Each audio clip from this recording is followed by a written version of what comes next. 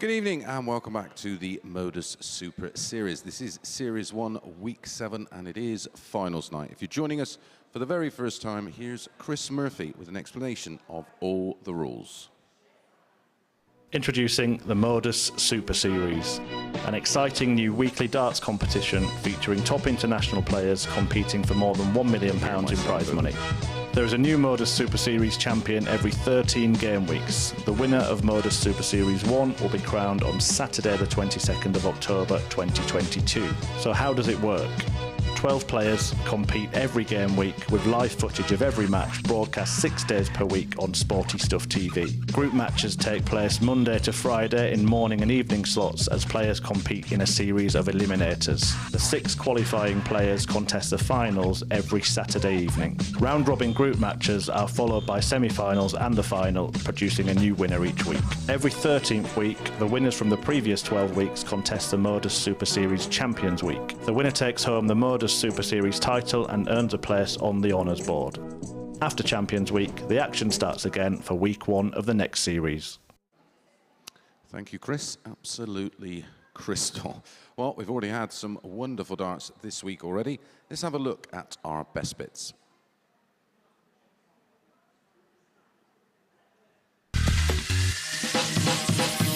Lisa, you require 150. Another. Double 15. That's incredible from Lisa Ashton. Martin, you require 117. Can't play, can he? Don't know, we could dress him up and put a wig on. This could be game over here on this 117. It is game over on the 117. A 15-dart holder throw. Graham, you require 156. It's going to sell on Friday for the event between the 2nd and 3rd of September. As Graham Usher nails the double 18 for 156. Justin, you require 170. Keeps it coming down, keeps you in that 15-dart bracket. Oh, button. Game oh, yes, Justin Smith. Maybe you require 100 for David when that 141 was called. Good vibes. If game shot is called, it's tops. Game shot the first it. leg. 100 David finish. Pallett. So, how did our 6 players reach tonight's final? Let's start with Group A. That got underway bright and early on Monday morning, played over Monday, Tuesday and Wednesday, of course, and it was Lisa Ashton coming out on top, defeating Justin Smith in the penultimate match of the session late on Wednesday afternoon to guarantee her spot in tonight's final. Justin Smith and Graham Usher went into Group B, and Richardson, Tabern and Reed on bottom went into Group C. Well, Lisa caught up with Phil Bars a little earlier to reflect on her week here so far. Lisa, here we are, the Group A winner. How did that feel to come here and win the group first time around? Yeah, when I saw the group, every group is hard, but when I saw it, I thought, all right, and then, yeah, to actually get that win, fantastic. Monday, played some really good stuff. Tuesday, a little bit up and down, and then found it again on Wednesday. It was a bit of a roller coaster. Yeah, great first day, like you said, then down a bit, so I knew I had to pick back up a bit, and then come down to the last game against Justin, and then, yeah, finally get over the winning line. Is that what you needed? It's a little bit of a confidence booster, because it's been a difficult little period for you. Yeah, I've been up and down with my form, and then to come here and get some good practice, especially you can't have anything better than this, and yeah, to pick it up lift me, and I think that's what I needed. You obviously played at our old venue in Southampton. When you were told that we were moving here, did you ever expect it was going to be like this? Definitely not, no. Everybody says what it's going to be like. You always say, oh yeah, but as soon as you walked in and you saw it, it's absolutely fantastic. What they've done is brilliant, and I love it on that stage. Thank you very much, Phil. Right, next up was Group C that got underway Thursday and Friday morning. And let's have a look how that played out. And it was Dan Reed showing some bounce-back ability. Bottom in Group A, top in Group C, and taking his place in the final with runner-up in this group, Martin Thomas. It was the end of the road for Wilkinson, Colley, Richardson and Tabern. Highlight of the week, though, Colley producing an average in excess of 110. So that's 3 of our 6 into tonight's final. On to our final group of the week, and that was Group B. And it was Graham Usher eventually topping the table. Justin Smith edged out on leg difference, and it was David Pallett taking our final spot in the final match of the session, edging out Nick Kenny by just 1 in leg difference. Right, as explained by Chris Murphy, the 6 players are split into 2 groups. We'll take a look at those now. Group 1 is Justin Smith, Lisa Ashton and Martin Thomas. Dan Reed, Dave Pallett and Graham Usher in Group 2. They will play each other once. It was 2 points for a win, best of 7, a race to 4, and leg difference will play its part. The top 2 from each group will make up our semi-finals a little bit later. Well, our commentary team of Matt Edgar and Henry Deacon are ready, and our referee and MC for the night, Owen Binks, is ready. Let's get the players out. Good evening, ladies and gentlemen, and welcome to the MODUS Live Lounge for the MODUS Super Series. It's time to introduce the players. Would you firstly please welcome the Lancashire Rose, Lisa Ashton. And it's Tomo, Martin Thomas.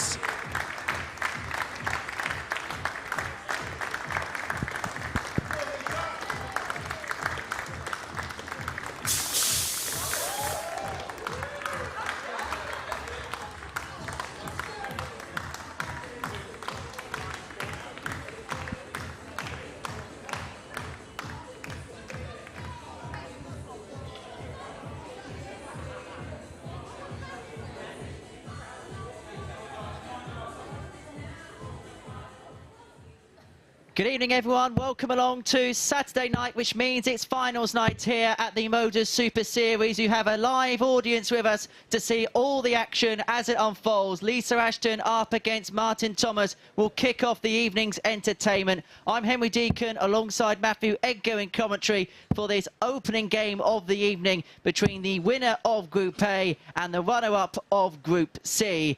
And it's going to be an enthralling battle, and it'll be interesting to see how Lisa Ashton does following those couple of days off. I think she's going to be alive for this one. I'm alive for this in the commentary box. I've been out there having a little sample, meeting a few people. We've had the Kirk Bevins playlist on, pumping through the 90s and the 80s mega mix. You sure he does music that recent? But this is a big wakener for people. This is going to be different as well.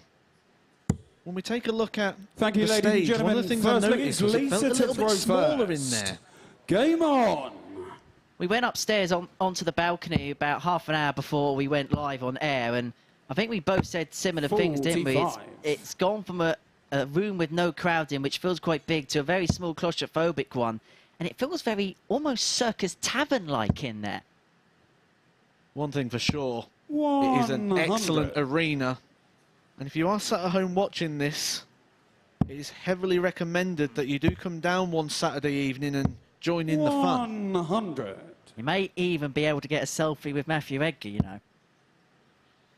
No better prize to be won there than 96. When we talk about the feelings, though, and the different things, another thing to make note of here is the players are used to coming out and getting a good sample of darts, 4 or 5 minutes. Well, with the walk-ons and with the difference here, that they're actually only going to get those 6 practice darts. It's going to be a little bit more structured. And how much for a player like Lisa Ashton, who's won so much in the past on stage? Well, those players that have been there and done it on the biggest stage of them all have a distinct advantage tonight.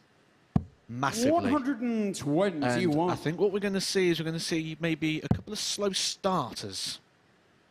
Yes. I wonder what we're seeing a little bit here from Martin Thomas. Martin Thomas really impressed me this week. Really a standout performer.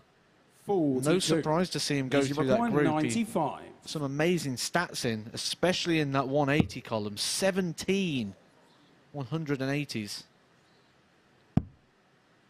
Well, as for Lisa Ashton, it's been her efficiency on the doubles and those kind of combination finishes which saw her through.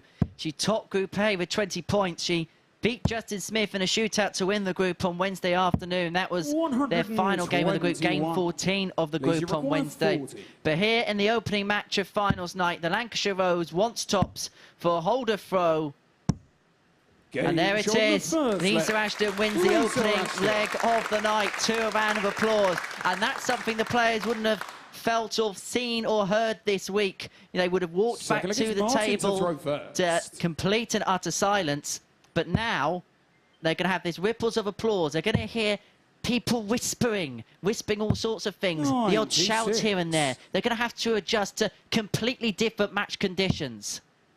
And I think the easiest way to summarise everything you have just said there is instant feedback. Instant feedback to a good shot. Instant feedback to an important miss. Instant feedback to 180. What you just said there, to winning a leg, to losing a leg. There is going to be an audio reaction that is unavoidable now. 100. There's no escape on that stage. Nowhere to hide. 82. We see everything on the cameras, of course, but when there's people there and there's eyes on you, 100. the feeling must be completely different. And these groups are different as well. We've only got 2 games. 60. If you go off to a slow start in this one, you're going to get a bit of a problem with the legs tally. Leg difference could come into play. Quite often does on these finals nights. 1-4-2 to level us up. It's not going to happen on this occasion. Ashton will return for 1-4-1, and as Matt rightly mentions, every single leg is absolutely crucial. We've seen it go down to leg difference a number of times. We'll explain how the groups are decided in a second, because Ashton was looking for treble 19. If she got it, would have had a dart at double 12 for 1-4-1 finish. But as we have it, Martin Thomas to hold throw, wants 62, should get a dart at double top to level us up. And level us up he does. And we are level at 1 apiece. 2 holes of throw thus far. And it's Lisa Ashton who has the honours in the third. Can she keep the streak of holes in this opening game up? Game on. We mentioned how the groups will be decided. So the first thing will be points. Points won. 140. To get your points, you've got to be winning the games. After that, it will be decided through leg difference. If leg difference can't split it, it will be legs won. And if we still can't decide who's going through, there will be a 9-dart shootout. What that means is both players will be returning to the stage, and whoever scores the most in 9 darts goes through. Brutal. Imagine that in front of a crowd. I want to see it. Don't think I'd want to play it, but I certainly would like to watch one.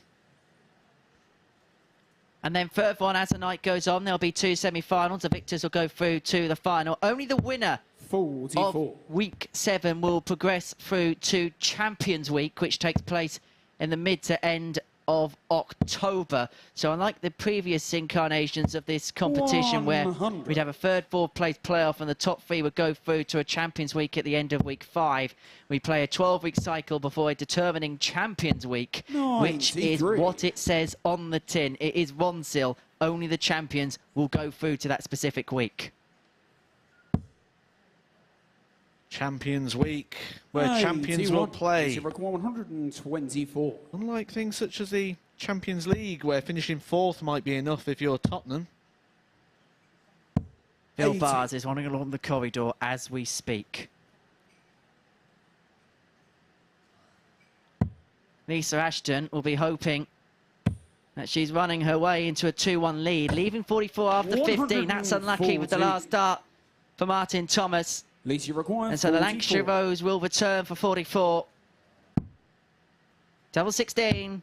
Game's on the third leg. And it is a third consecutive holder throw. And that will do as far as Lisa Ashton is concerned. Opens up a 2-1 lead. For Martin Thomas, he's going to have to find a break somewhere. And so far, Lisa's had it quite comfortable on throw. 60. Lisa Ashton has defied the bookies this week. She was the biggest outsider to win Group A and ended up winning it by 4 points. 100. She is the biggest outsider to lift the title this week. And she's already on her way to defying them, halfway to her first points. Winning this first game really does set it up well because she could actually then qualify without even needing to win her last game. 30. Lisa Ashton wins this game. She will be watching the Martin Thomas-Justin Smith one with a Justin Smith shirt on, because if Justin Smith was to beat Martin Thomas, Lisa would go through on the back of this 60. one win. That is how this group stage shapes up. There will be potentially some mathematical equations, but also, 92. if you get off to a good start, you can do the job you need to do quite early. Martin Thomas has a job to do in this specific match, and that is going to help dramatically. It's our first max of the evening. The maximum card, wave in the air, hoisted aloft. 99. Despite the fact Graham Usher has hit the most 180s, he's hit 26. He has been here for 5 days. Martin Thomas only been here for 2 and has already put in 17 180s this week. If we include that one as well, that is 18. When we put that across the amount of legs he's now played 59 legs for the week. That is a very impressive return in the 180 column. Martin, it requires 71. We get a very good sample size with the players, which we'll speak about in the next leg, as both players are on a finish.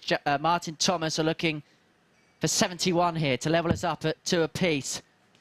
But he's missed the big number. He was looking for 65. 21. 15 would have left him a dart at the bullseye. He went for the treble to leave double 10. Doesn't go. Lisa Ashton back for 80. 15 scored, so 65 left.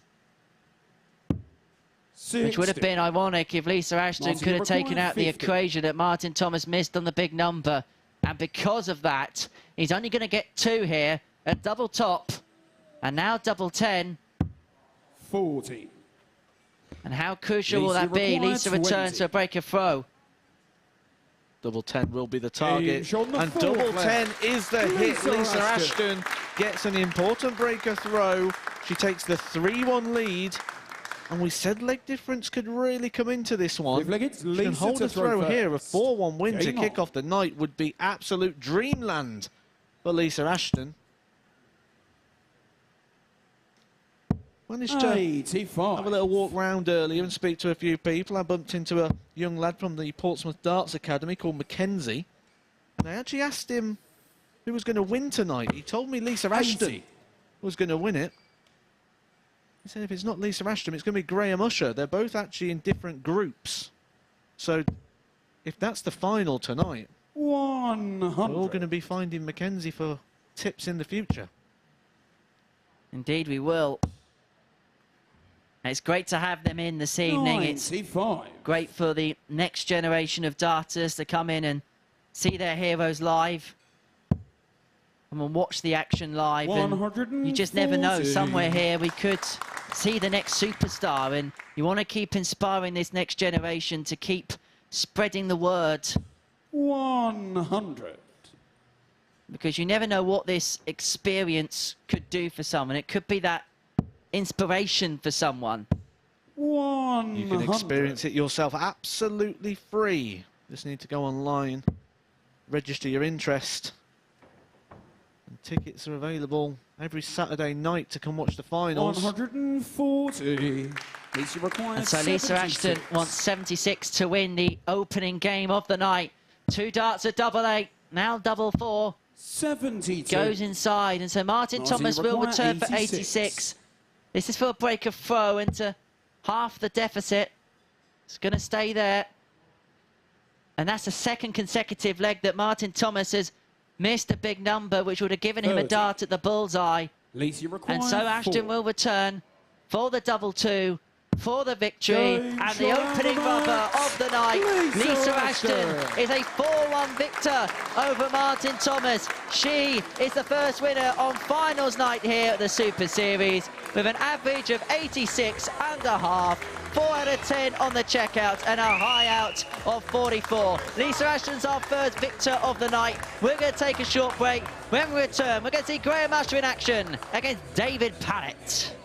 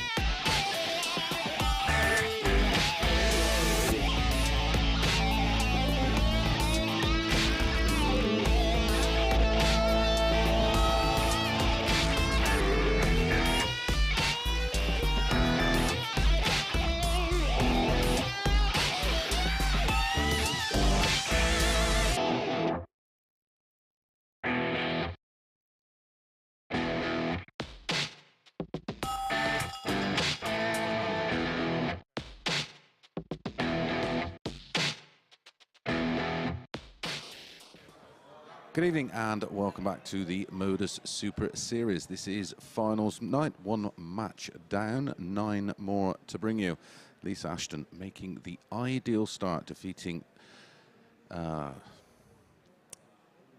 Thomas of 4-1. And let's have a look at the stats. Lisa Ashton, 86.58, 81.64 for Martin Thomas. A few too many missed big numbers in that one. 40% on the doubles and 3-1 in the 140 column to Lisa Ashton. And it was Martin Thomas with the only 180 of the match. Up next, it is Graham Usher against David Pallett. These two met twice in Group B, with Graham Usher winning both those meetings convincingly 4-1 and 4-2. Right, I think our players are almost ready. I'll hand over to our commentary team of Matt and Henry, and over to our referee and MC, Owen Binks. MODUS Live Lounge for the MODUS Super Series. It's time to introduce the players for the second game. Please welcome the gambler, Graham Usher, and David Pallett.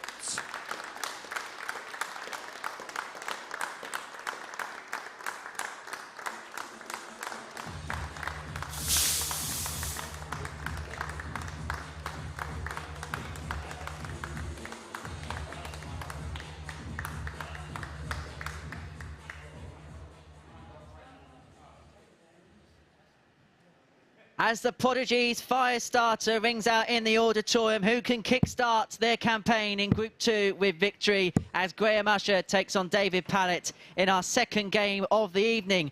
These two are well acquainted with each other this week. They battled it out in Group B. It was Graham Usher that was the victor in that group, whilst David Pallett qualified with the skin of his teeth. He had to win, in effect, a deciding leg to progress through the group against Jared Cole. He had to win 4-2 or better. He did exactly that, deposing of Nick Kenny from tonight's field. And so what can the 32-year-old from Newport do now in finals night here at the MODUS Super Series? I think the impressive thing about that was when Pallett was asked a serious question, he found his best darts. And when he finds his best darts, he can do some scary things. UK Open semi-finalist back in 2018. Thank you, ladies and gentlemen. First leg, it's Graham to throw He's won a few titles recently, a Challenge Tour title, and also the England Open. Which, crucially, was won on a stage in front of a crowd. You wouldn't have thought when you first watched David Pallett there, coming up, going out of sync and just going to get straight on with the action. No surprise he wants to get straight on with the action when your first 3 darts of the match are 180. 100.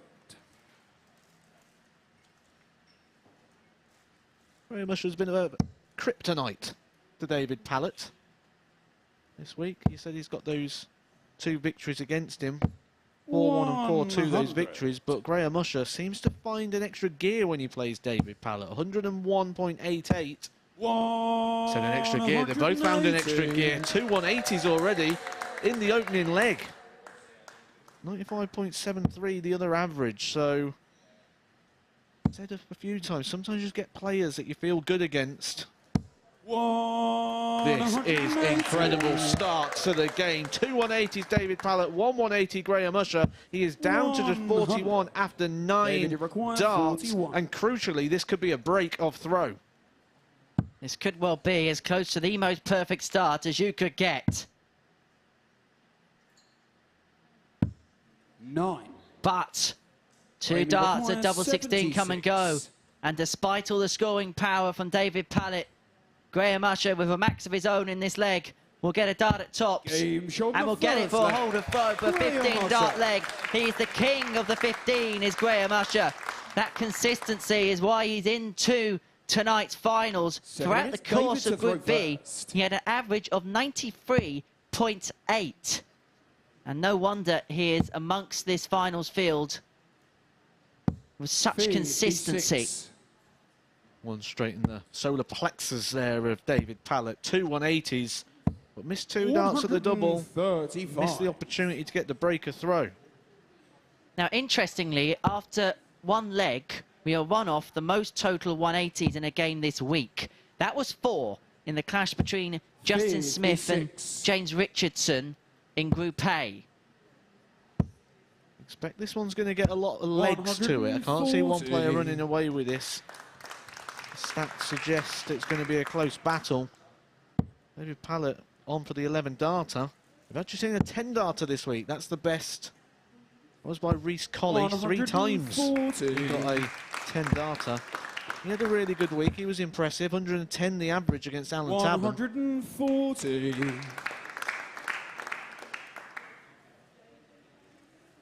No doubt somewhere along the line, if not this phase, next phase, we will definitely see Reece Colley and getting better and better as time goes on. Here, Graham Usher, after 9 darts, leads himself on 86. This would be for a potential breaker throw. And that is superb from Graham Usher. The 86 out on the bullseye opens up a 2-0 lead. And this has been a scintillating game. Played excellently from both players. Graham Usher with an average of 111.33. David Pallett 107.6. And when the crowd was brought in tonight, when they entered the venue, this was what they wanted to see.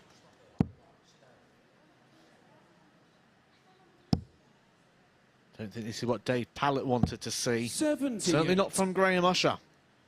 You're coming here thinking 104 average, he's going to be sitting pretty. But he's actually facing 85. a 3-0 deficit here if Graham Usher can hold his throw. And we're seeing Graham Usher get these big averages here at the Super Series. When you look at the 105 plus stats in terms of match averages, he is in that list a fair bit. 100. His highest is 111.2. That was against Dan Reed in Phase 4 of 2022. Dan Reed, who is the other player in this group.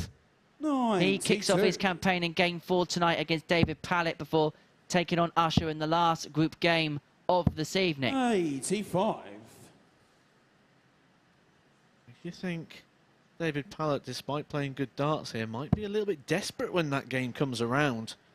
Because Graham Usher is not slowing down. He leaves 91 after 12 darts. 98. Choices here. Grammy required 91. He go aggressive on the 17s. That's exactly what he does. Leaves himself 74. Goes for the 14s to leave. 51. David 16s. He'll be happy enough with leaving tops after 15. Gives Pallett lots to do on 135. That's a lovely marker. Comes low. I would love to have seen a shot at that if that treble 20 would have gone in. Tops for Graham Usher for 3-0. Game shot on the Not the third way he leg. planned it. Graham Usher. It's a double-double though for Graham Usher. Double 6, double 4. It's 3-0. And David Pallett, despite a 99 average,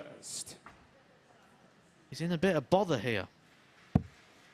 Indeed, and in this format, it's not just about winning and losing, it's about the margins of winning and losing as well. 140. If Graham Usher can get a break in this leg and make it 4-0, Pallett's going to probably be staring in the face, or potentially be staring in the face, a situation akin to what he was in last night, where he may have to win by a certain scoreline or better to progress his way through the group. But in this leg, with the darts, he's had to move across there following the lie of the second dart. 100. He's come out all guns blazing. 60. Quality and class from both players here. David Pallett digging deep. Quite easy to roll over when you're playing well and just say, why me? It's one of those games. 140. He did this quite a lot yesterday, that 1-2-1 after 9, 140, ton 140 for Pallett. 128. Gives himself an opportunity to get his first chalk on the board for the evening. And he's going to get an opportunity, and he's going to get some breathing space. He's got 6 darts at it, so he didn't have to go for the bullseye there. 81. These tops after 12. It's a guide that you're in the groove 80. if you can leave that on a consistent basis. Require 40. It's averaging 103, and this is for his first leg of the match. Double 10.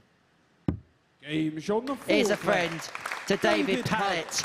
It has been throughout the course of the week. The statistics say so, and it keeps him in the game here. But Graham Usher has the throw in leg 5 to see the 4-1 win. He said the statistics stay so. They sure do. I had a little 22. look through our packs earlier on this evening, and I was looking at where David Pallett might be going. Double 20. He's had 16 darts at that, hitting 5. But that double 10. 57.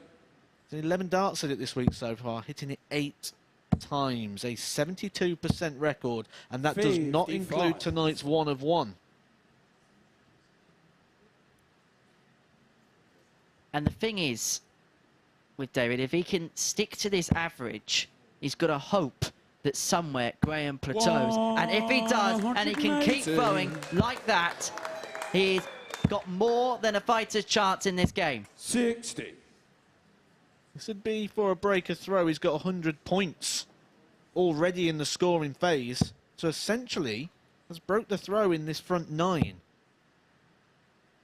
We saw this a lot from him yesterday, switching over to the 18s and successfully doing so. 86. The maths wasn't in his favour there, but you saw him just have a glance at the scoreboard, probably looking at how far Graham Usher was away and thinking, it's not really going to affect it too much. I'm going to stay on this treble 18 where I can hit it with ease this week. 98. I had a chat with David earlier on this evening about the switch to treble 18, and he just said that it feels more natural for him because it's the same region of the ball. He doesn't have to go back and recalculate by going down to treble 19 and readjust his throwing action. It feels smoother, it feels more natural. And the dart at tops will feel natural for any darts player, but that one drags low. I mentioned those stats on double 10. 9. He is more likely to hit than not. 20. And he's more likely to hit with the first 2 darts.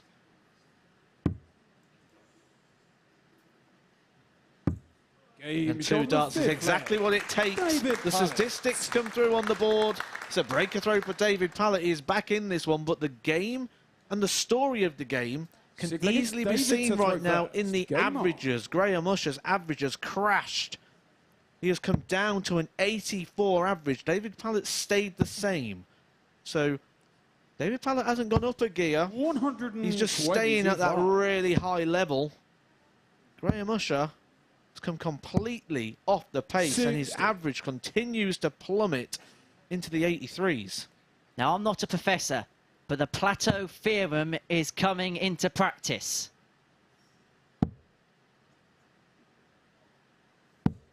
And of course, with a crowd in this evening, you can join the darting fun next week. Tickets are available. They're free of charge. You can join the darty party. Head over to dartshop.tv for more information on that. And you can join us here in Portsmouth for next week's thrilling finals. And of course, over the course of the night, we will tell you the groups for next week, week 8. We'll drip feed that into you as the evening goes on. 92. We'll do that over the next couple of games. Because if Graham Usher can get a spurt on here, he can finish this one off. But it is advantage Pallett with the throw. And when it looked as if he was out of it at 3-0 down, we mentioned the plateau theory. That's what's happened. It's come into effect. And if it does go 3-3, 57. You have a new favourite for the match. I know you cover a bit of football yourself, Henry. I'll say football's a game of 2 halves, but this is completely a game of 2 halves. Graham Usher, absolutely brilliant in the opening half of this game and been reeled in by David Pallett. 92. No finish here from Graham Usher. Didn't quite work the maths out very well in that last one. Offers 85. David Pallett a return to the board at 94. 94 points for a level game. Always going to go and try and leave that tops and tens combo. But despite stumbling towards the line, he could cross the line if he takes out this 78 finish, which he does in 2 darts. He was stumbling, but he got there in the end. Graham Usher, a 78 finish in 2 darts. He looked like he was going to run away with that game at one point, but ends up with an 84.88 average. The game started off incredible. 4 maximums in that game. 3 for David Pallett, 1 for Graham Usher. But it's Graham Usher that starts the night with 2 points.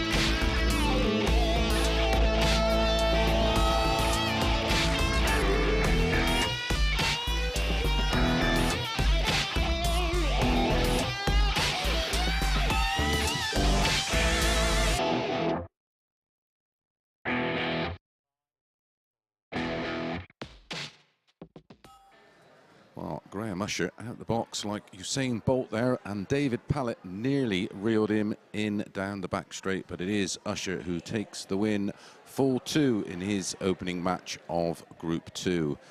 Have a look at the stats. They did tumble for Usher. A good performance from Pallett, but left himself too much to do from 3-0 down. So a winning start and 2 points on the board for Graham Usher.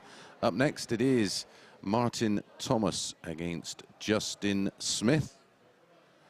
And a win here, of course, for Justin Smith will put himself through and Lisa Ashton. So it's a must-win game for Martin Thomas. Our comms team are Matthew Edgar and Henry Deacon. And let's hand over to our referee and MC, Owen Binks. So much better. Good evening, ladies and gentlemen. Welcome back to the MODUS Live Lounge for the MODUS Super Series. Would you please welcome to the stage, firstly, it's Tomo, Martin Thomas, and the bearded dragon, Justin Smith.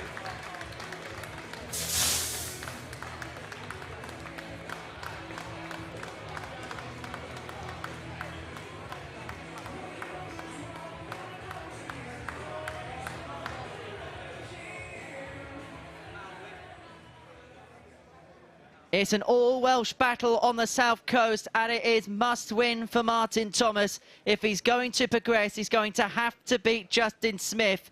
If Smith wins, both him and Lisa Ashton progress through, as Chris Mason said, to the semi-finals. Group 1, the scenarios in that would be completed right at the earliest possible opportunity.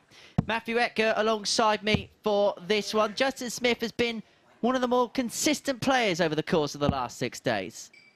Absolutely, and he's got a dream position here. Because he's got it in his hands, and he's got it in his hands twice. Got an opportunity here to beat Martin Thomas. If he doesn't win that, he can come back later on for a match with Lisa Ashton. So a dream opportunity here for Justin Smith. It's not all or nothing. Martin Thomas, it is. You sort of feel Martin Thomas, if he is going to win, he needs to win big. He took a 4-1 defeat to Lisa Ashton. We've seen how legs can really play its part on Saturday night. Game on! We've seen that in previous groups. Group B. Last night we had 10 matches and we still came down to the final leg. So just a couple of games.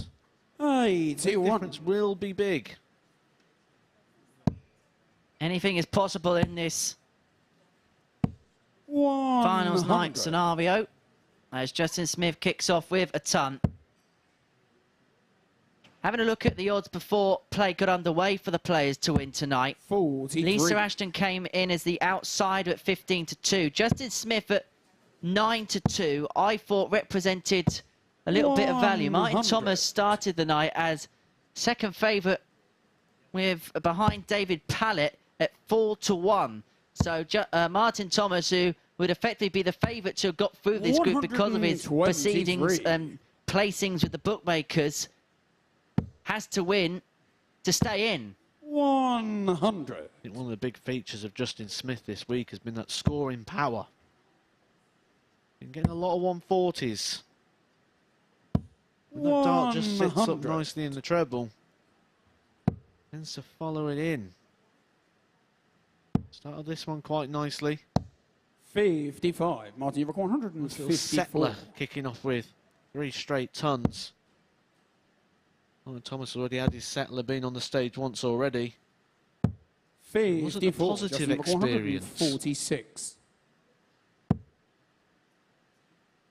And of course, we mentioned in the format here, the Super Series, that Martin, one defeat can do all sorts of things. I think with a crowd, it can emphasise that. But Martin Thomas looking to respond on tops. Double 10. 90. And Justin Smith's going to return for double 18 for a breaker throw in the opening leg. Across to double 14.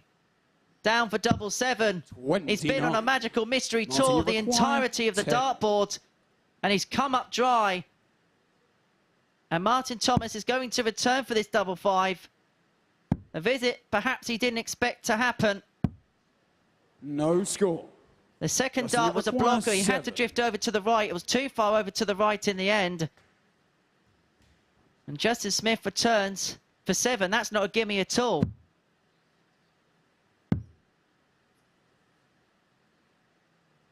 Got to come right the way across. 3. And it comes out. Martin, you require 10. That looked in. Martin Thomas is in. First start in hand. Thomas. He can breathe a big sigh of relief. Justin Smith should have had a breaker throw there. Second, it's Justin to throw first. Come out. And for the score to register, he needs to retrieve the darts. 134. Well, the way that Justin Smith's darts stand up, doubles at the bottom end of the board are never usually helpful. And that may have cursed him at the start of this match. But maybe not analyse that visit for his leg. It was the visit before which put him in that perilous position to start with, where he was on double 18, hit the double 4, went inside on the double 14, and then on the double 7. 100. A bit nervy for Justin Smith. He's missed a lot of big numbers this week. Yeah, to start that with the 3-2-2, you could see him thinking and pondering before that shot. Working out the options. 3's a nice safe one, straight down that vertical line. 45. Justin, you require 170. Same line as the 20 and the ball. The 20 obviously where he's throwing all the time. He has took this 170 out already this week. Highest checkout of the week so far. Only Justin Smith taking that one. Indeed. Well, he's going to get a go at the 72 to get the hole back and to level us up. 95. Justin, you require 72. And he can have as much time as he wants. Thomas back at 176. 60. But that is now 0 from 7 for Justin Smith on the outer ring. The doublings are causing all sorts of concerns in the early stages of this game. 60. Justin, you require 12. Game shot on the second But leg. no issues this time, and Justin Smith gets himself level at 1 apiece against Martin Thomas. It's a huge game for Thomas. He needs to win to keep his hopes of progressing alive. If Justin Smith wins, he'll go through by just playing 1 game. Him and Ashton will both be on 2, and they can have a victory lap in game 5. Just looking at the body language there, Martin Thomas, after losing that one, he was just stood at the back of the stage, the shoulders were back, the chest was puffed out. Looked like a guy who was about to go fix the problems, and then goes and hits a 140 with his first visit of the leg. 83. The darts are starting to group better for Martin Thomas. Sometimes you don't get the instant reward of the 180s, 140s, but 60. you get to see signs that it's coming together, and we're starting to see those signs here from Martin Thomas. Dart line just underneath the way he likes it, and just sits them on top. 100. Case in point. A bit like a test match cricketer in terms of technique, when you may be getting out cheaply to poor shots and things like that, and you're getting low scores consistently. You go back into the nets and you're working your game, and sometimes maybe you get dismissed for a 12 or something like that. 60. But actually, in terms of rhythm and the way you played, you're much better than perhaps when you hit that 15 score, but you've been playing badly and getting yourself out on those occasions. But he may have fixed the problem, and he may be able to hopefully get 118 and out. Tops. Game and he's batted that out the park. And he's halfway towards a pivotal victory. A victory he needs to keep himself in the hunt for a place in the semi-finals.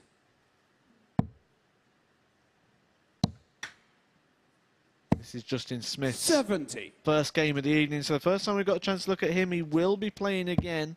And he will have the throw against Lisa Ashton. Lisa Ashton's on 2 points in this group. We have 4-1 victory over Martin Thomas. So Martin Thomas isn't just thinking win, he's thinking win big. And if he can get the breaker throw here.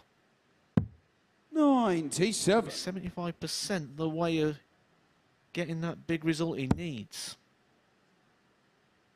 That 118 for Martin Thomas is one better than his highest finish of the week, which was a 117. That's his third ton plus out of the week. Started in Group C on Thursday and Friday morning. He came second to Dan Reed, who we're going to see for the first time in our next match against David Pallett. And for Smith here, it's been a fairly comfortable leg on flow thus far, but I was going to say, if he came to the World Dry, then Martin Thomas could present a whole host of issues, but he's himself on 119 after 12. Thomas still isn't out of it with a couple of trebles. And that's a nice lie for him. 130. The way the darts stack low, it gives him the opportunity to put in another. 59. No one likes a 119 finish. And Justin 76. Smith won't like it there. Said I got the vibes that Martin Thomas was warming to the task. Got an opportunity to break the throw here. Game and that is a great 76 finish there from Martin Thomas. He took out the 118 in the last leg. Is a 14 dart.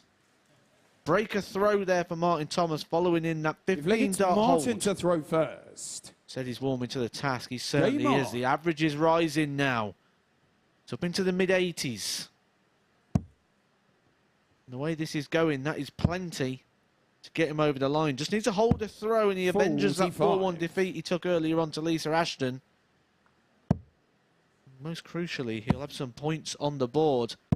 And he'll force Justin Smith into action against Lisa Ashton.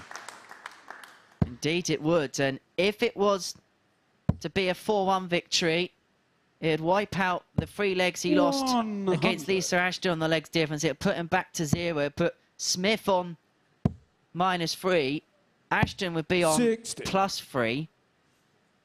So, if that was the case, a 4-1 victory for Justin Smith would leave us with a 9-dart shootout. The exact same equation.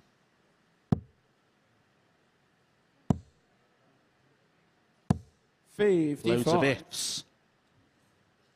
271 points needs to go for that to begin being the equation for Martin Thomas. 100. Good last. Justin Smith needs something here. Needs to find some of those 140s that he's been hitting all week. 100.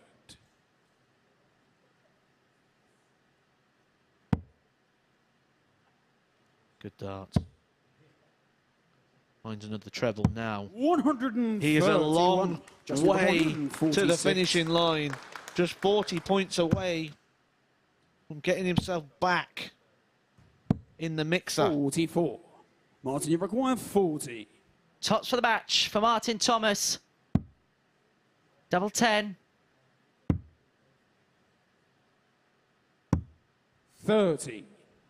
But 3 match darts come and go. 102. And Justin Smith returns to a 102 to get a break back. He's going to have to break 2 times in this game. 82. And he can't get the first of them at this juncture. And so Thomas returns for that double 5 for a 4-1 victory to keep his race alive. He takes his time, he stood back, stepped forward and delivers. First start in hand there for Martin Thomas. He avenges the 4-1 defeat to Lisa Ashton, gets a 4-1 victory of his own. Really started to warm to the task as that one came in. He got stronger as the game went on. An 84.32 average doesn't tell the full story in that. An amazing 118 finish, timed to perfection. But Martin Thomas is back in this group with 2 points.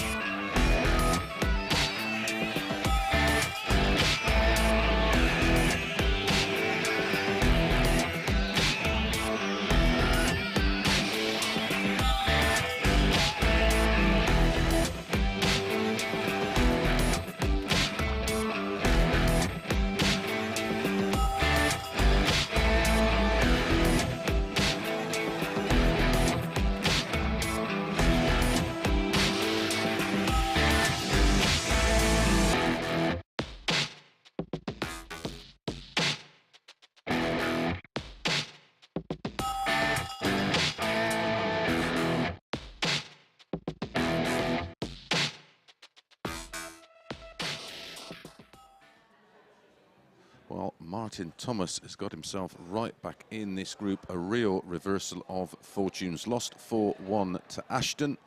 Beats Justin Smith, his fellow Welshman, 4-1 with a real battling performance. Let's have a quick look at the stats. 84-32 for Thomas, 82-35. It all started to go wrong in that opening leg for Justin Smith when he missed his big numbers and found the single 3 and missed double 2. Comms suggested it was in and out. Comms also let us know that if Justin Smith beats Ashton 4-1, we could well have our very first 9-dart shootout.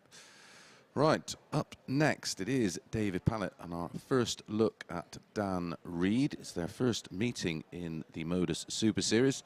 They've met twice this year on the Challenge Tour, and it's 1 win apiece. Our comms team of Matt Edgar and Henry Deacon are ready. Over to our referee and MC, Owen Binks. Good evening, ladies and gentlemen. Welcome back to the MODUS Live Lounge for the MODUS Super Series. It's time to introduce the players. Firstly, would you please welcome David Pallett. And it's Dan the Man Reid.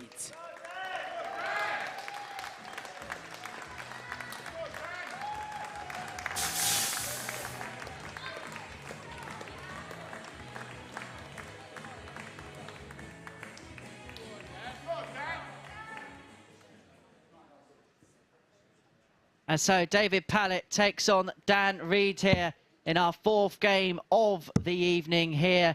It's the 2nd game of Group 2. And Matthew Edgar alongside myself, Henry Deacon, here on commentary. We're enjoying the darts. We're also enjoying what the DJ is serving up for us as well this evening. Yeah, big shout out to the DJ. Hope they don't turn the camera on in the comms box when the music's on. You'll get some really good dad dancing. Let's just say that I'll be exchanging numbers at the end of the night and we'll be getting some DJing for one of my dues, I think. This is the first opportunity we've got to see Dan Reid this evening, but we've seen him all week. Let's finish bottom in Group A and then bounce back extremely well, winning Group C. Okay, first look, it's David to throw the first. big standouts really for Dan Reid was those outshots. 10+ finishes.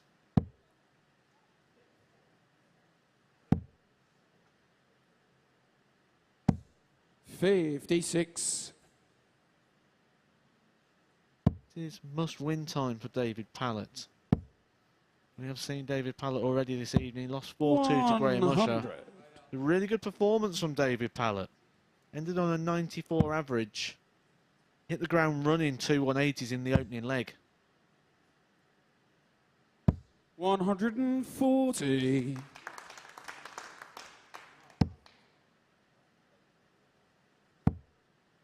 Now, we were looking at the situation in Group 1, weren't we, with the 64. potential of a 9-dart shootout. Of course, it's still a potential here in Group 2 as well. If Dan Reid wins 4-2... Sorry, if David Pallett wins 4-2 in this game and Dan Reid wins 4-2 against Graham Usher, there would be a conceivable 9-dart shootout there.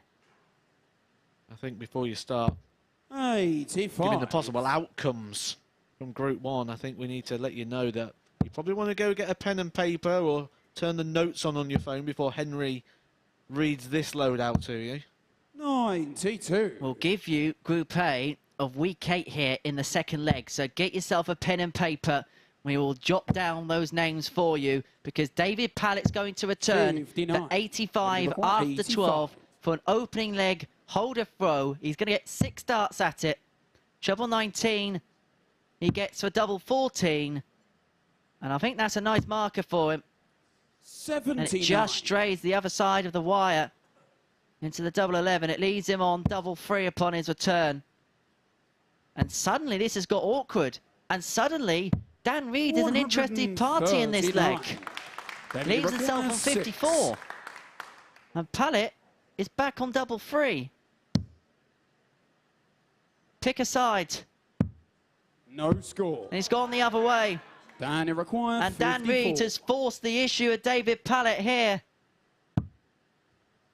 Said Dan Reed was an interested party. Graham Usher will be an interested party as well. 34. Dan Reed would have took that. David, Would have been a big breaker throw. Would have put Graham Usher through.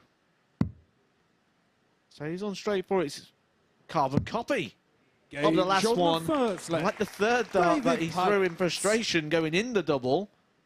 Gone pretty much in the same hole, but this time it counts. David Pallett takes out the double three, takes a 1-0 lead. There's a holder throw for David Pallett. And so, as promised, Group A, which features 2 former World Championship finalists. We have major champions amongst this field as well. So Group A, which we'll see here Monday morning from 9:30, we'll see the 2018 World Masters champ, Adam Smith-Neill, Andy Hamilton, 2012 World Championship finalist, Conor Heenahan, who was runner-up at our Champion of Champions special event earlier on this year. Former world finalist and Players champion Kevin Painter joins the field. Dutchman Moreno Bloom will make a debut here at the Super Series.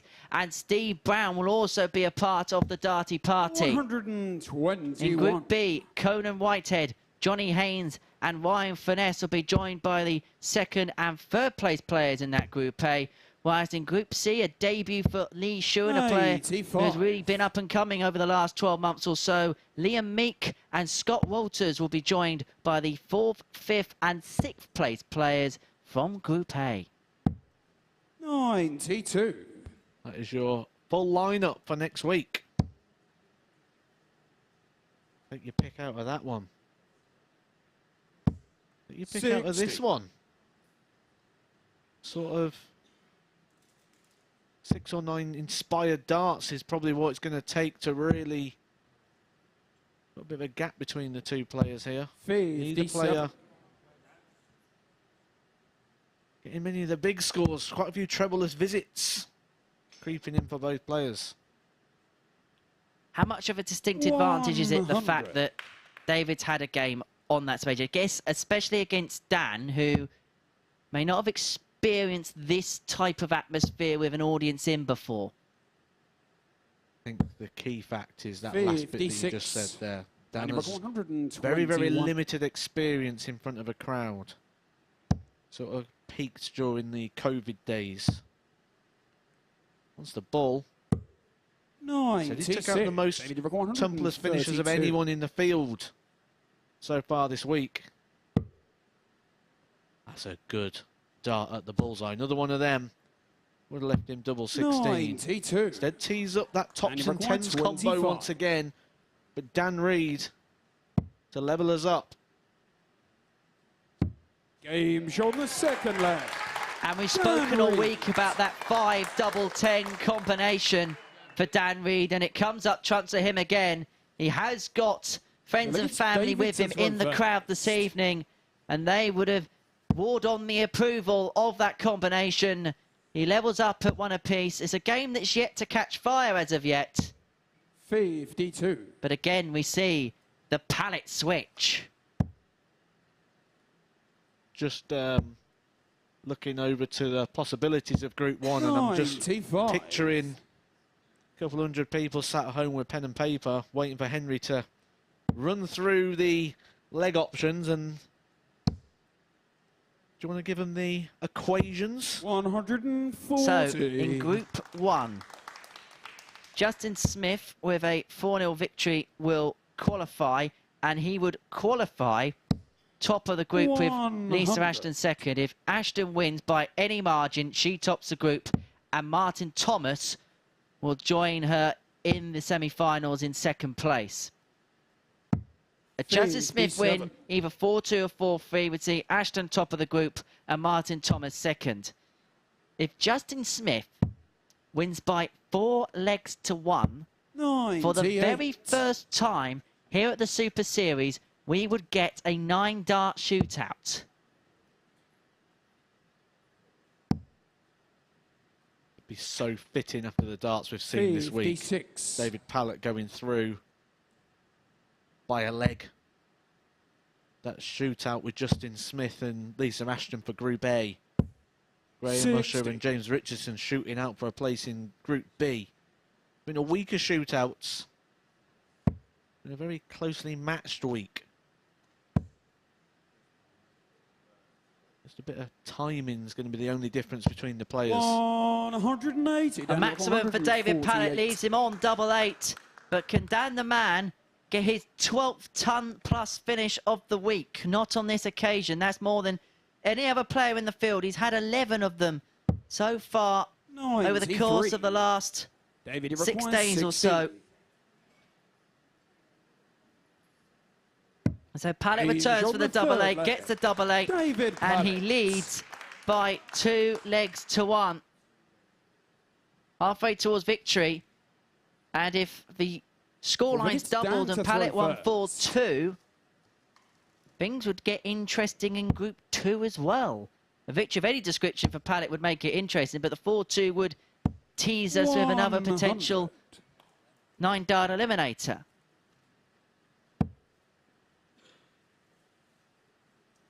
It's got to happen at some point here, hasn't it? 100. It's never going to be a week. This week could be the week. See how closely matched people are. That is all the way through in the league tables, in the stats. It's very hard to split people. 95. Even the head-to-heads, there's not much indication that games are going one way or the other.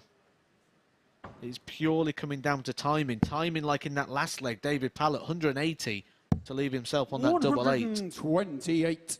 Just as Dan Reed was starting to tee us up with the thought of a break, Pallett hits that turbo button. 41. Dan Reed may have given his throwaway here in this leg if Pallett can pile in a couple of trebles. And I thought on this occasion, potentially he may have moved 58. across to the 18s. The 19s is a shot here for Dan Reed. Slipped into the treble 3, but 5 19s there would have left him in the 170. Could have got 2 trebles. Even the 7 19s, that would have left him in the 132. And from 265 19s the way to go. 100. Doesn't want to bust this one.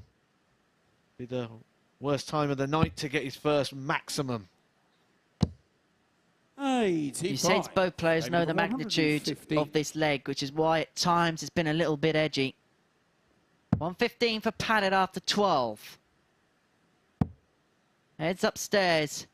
He's going to get 1 dart at 18. He loves this part of the board. 79. But there was just a little bit of hesitation before that last dart was thrown. And Dan Reed returns for 95. Goes the bullseye route, which guarantees him 1 at the bull. 70. But I wonder the way the first dart went in, how much of the target he could see as Pallett returns for 18. This would be for a breaker throw. It is a breaker throw for David Pallett. He went down 4-2 in his opening game to Graham Usher. But he is well on his way to fixing this, just like we saw from Martin Thomas. Losing his first game, then coming back with a victory. David Pallett well on his way to that. That breaker throw means he is now throwing first for the match. And he kicks it off with a 180. We said timing will be the thing that wins you this. He hit that 180 to lead the 8-8. And then he kicks off with throw. 97. A massive 180 for David Pallett. You sense it's a game where one player just needed to kick on. David Pallett is doing that. He's kicking on in this particular leg. 5 perfect darts, sees him on 181, following his first 2 visits. And you thought when that 5th perfect dart went in, maybe, potentially, the magical 9-dart leg was going to be upon us. We've seen it 3 times here this year in this particular competition. Graham Usher has done it in the Champion of Champions event. 60. David Pallett here after 9 darts. Wants 102. 10. Single 2 for tops. 82. He will come back for his favourite double 10 upon his return. Dan Reed all the way back on 284. And this is to secure the match, to secure a victory and put him in a nice enough position to qualify through the group. But how about that for a response from Dan Reed? Putting pressure on the double 10, which is for the match, for David Pallett. And his favourite double doesn't let him down at this juncture. And David Pallett secures a 4-1 victory. He's now on to 2 points. Dan Reed will have to beat Graham Usher in the final match of the night. It's a victory that puts David Pallett through. So congratulations to him. The mathematics add up for his qualification. After the break, we're going to see the thrilling conclusion to Group 1. It's Justin Smith against Lisa Ashton, and all outcomes are possible.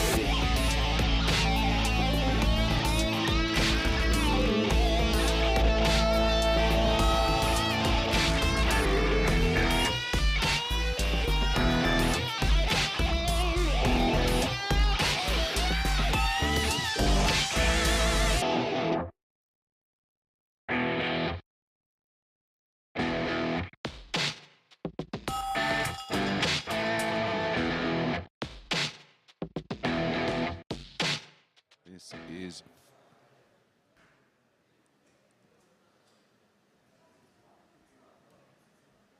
good evening and welcome back to the MODUS Super Series. This is finals night and David Pallett getting a win there takes his place in tonight's semi-finals despite going down in his opening match to Graham Usher by 4 legs to 2. Let's have a look at the stats. And 87 average exactly for David Pallett. 4 out of 13 on the doubles, 3 140s and 2 180s were more than enough. So a lot of work for Dan Reed to do in his next match, which will be the final match of the group session. Well, back to Group 1 for our final match of Group 1, and it is Lisa Ashton against Justin Smith. A 4-1 win for Justin Smith takes us to a shootout. We nearly had more shootouts than a night out with the Craze tonight, but David Pallett made sure we're not going to get 2 this evening. 3 meetings this week between the 2 in Group A, and Lisa has won all 3. Back over to our comms team of Matt Edgar and Henry Deacon, but first of all to our referee and MC, Owen Binks. Thank you, Chris. So, I hope you've got a pen and paper at the ready. I hope you've ordered a calculator, because every single possible and conceivable scenario is on the line here. Let's run you through all the possibilities, and there is a fair few of them here in Group 1 tonight. The simplest is this: if Lisa Ashton wins, she goes through top of the group. Martin Thomas will be there as well. If Justin Smith wins 4-0, he will go through top of the group. Lisa Ashton second. A 4-2 or 4-3 victory for Justin Smith will see Ashton go through top and Thomas through second. A win for Justin Smith by 4 legs to 1. We've got a 9-dart shootout. My head hurts after all that. 40. I think the interesting fact was the one that May said there as this was coming on, that Lisa Ashton has got those 3 wins against Justin Smith this week. And actually, when you look at those, Justin Smith's performance often dips against Lisa Ashton. I'm just looking at his averages in those games. The average 46. Low 80, 80.22, 80.87 and 82.24. That is significantly lower than his 86 for the week, and it does put him into another bracket of darts. His week stats suggest he needs between 15 to 18 darts to win a leg, but when he plays Lisa Ashton, 140. he's at 18 to 21 bracket, so he needs an extra visit when he plays Lisa, according to the stats. The stats look academic, though, in this opening leg. He's come out the tracks flying. Leaving 105 after 12. Ashton back on 275. 60. And remember, for Justin Smith, he has to win big. Only 4-0 automatically secures his place into the semi-finals. And so if he can chalk the first couple of legs on the board as quickly as possible, it will give him all sorts of hope. 58. Double 18 after 15. For the first of those 4 legs he needs.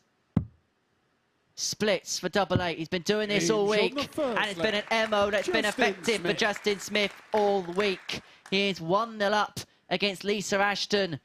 Ashton with the darts here in the second. Lisa to throw first. If Lisa wins this leg, Justin cannot automatically qualify. His best hopes would be courtesy of the aforementioned shootout.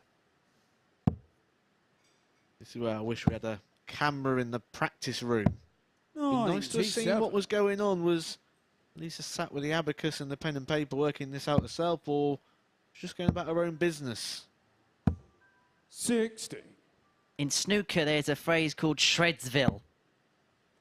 I'd imagine that's where Martin Thomas may be in a minute. Sitting and waiting and finding out what his fate is. He cannot control anything else in this group. It's only these 2 that can decide the destiny of Group 1 tonight. Martin Thomas already played his part. Bounced back well with that 4-1 victory over Justin Smith last time out. Impressed with how he picked it up in the middle part of that game. 140. Lisa Ashton has those big darts, but she's managed to get 8 180s in Group A across the 15 matches, so that's 41. Around about 1 in 2. Don't be deterred by those big barrels thinking she can't fill it up. She's filled it 8 times already. Just in a way to fill this treble 20 up here. She can't do it this occasion. Lisa Ashton will come back at the 96, and you sort of feel every time she comes to the board for a finish. 57. See Henry take a look at his notepad. 96. There's more scribbles than you could care to imagine. Treble 20 would have given her a dart at double 8. 56. Moves along now 95. to 16 to leave tops. Justin Smith wants 95. Goes the bullseye route. 20 for the bull. 4-2-0. But again, the way the first dart stood up, I think the flight may have obscured some of the target. 40. And so Lisa Ashton returns for tops.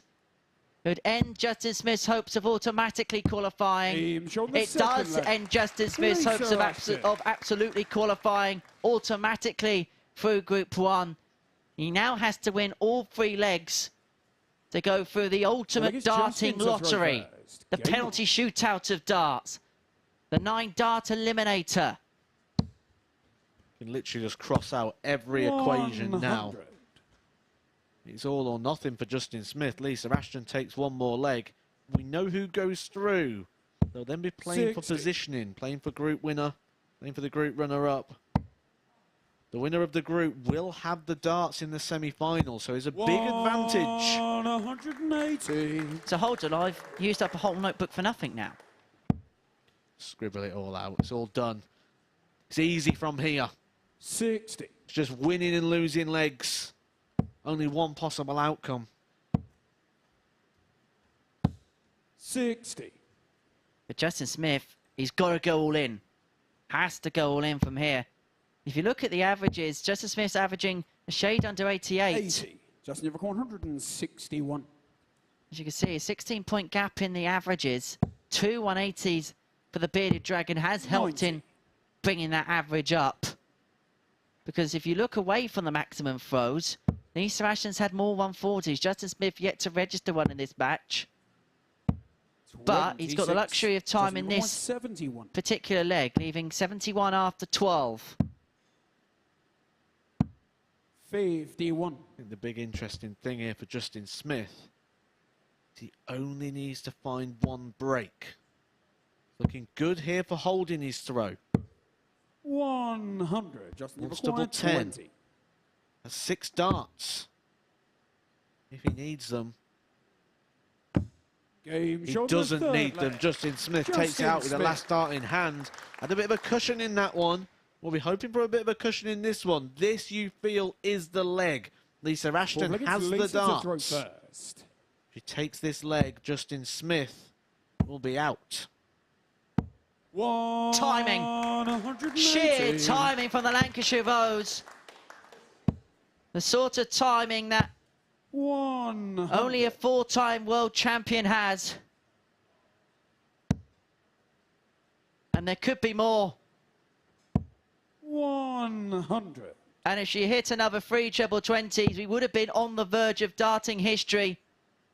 No female players ever hit a stream 9-dart finish. 60. It would have been history at the Super Series. This is class from Lisa Ashton. 100. Class, the best word to describe this. She wasn't performing. And when it gets to that point where we said this is the leg, it's time to go. Lisa, 121. She started going. 180. 100. 100. 103. Nearly the 1-2-1 finish to wrap it up, but she will come back. Justin Smith a long way back. You sort of feel this is the end of the road for Justin Smith. 60. Lisa require 80. And so double 9 to seal her progression through. Decided to split. Double 8. And Lisa Ashton qualifies for the semi-finals here at the Super Series.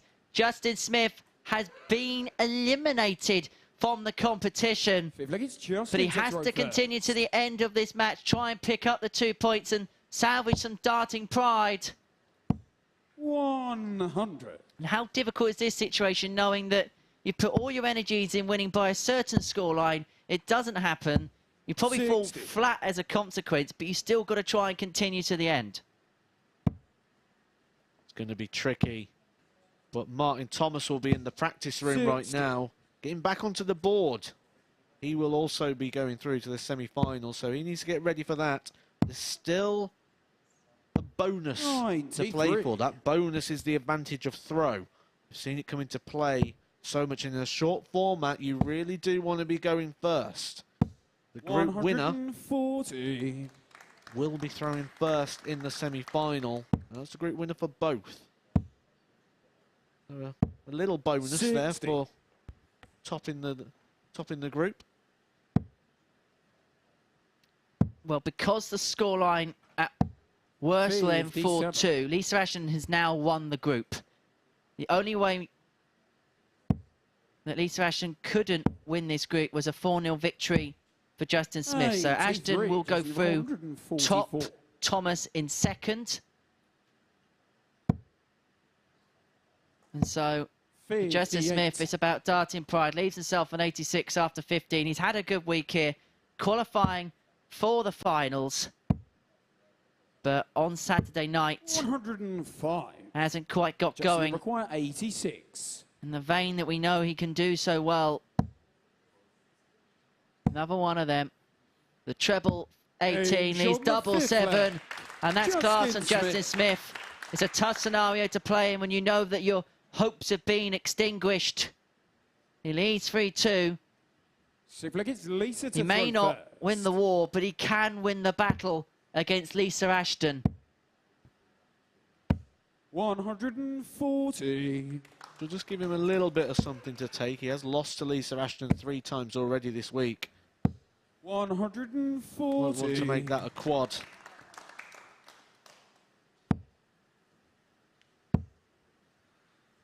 Lisa Ashton 60. again. Kicking up well on a throw.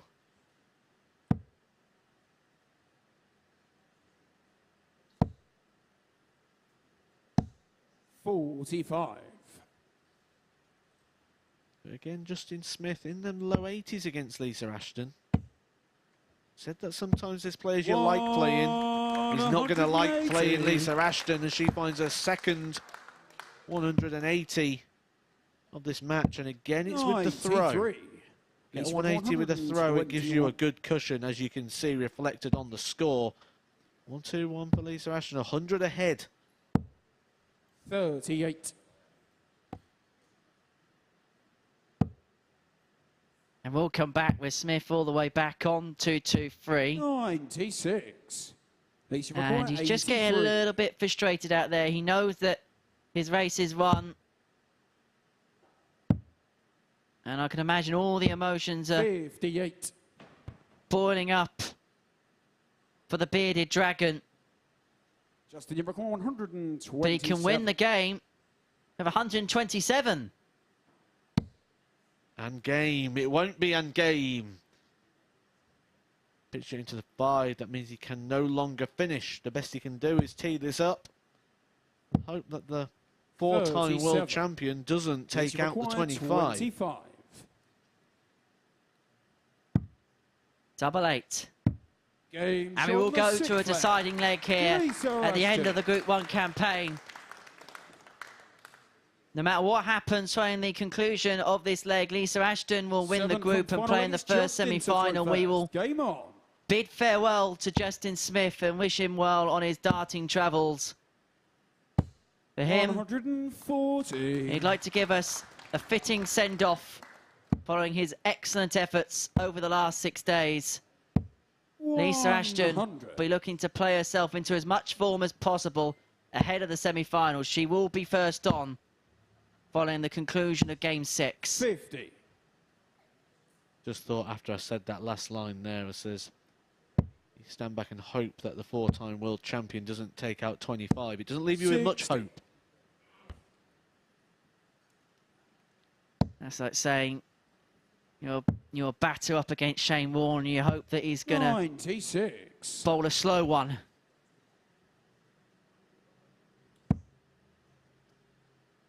Although talking about 127 in games, you had a 127 in game 70 at the old venue with Paul Hinks refereeing. I was praying that he called it, but he didn't. He let me down. Say the line, Paul. Say the line.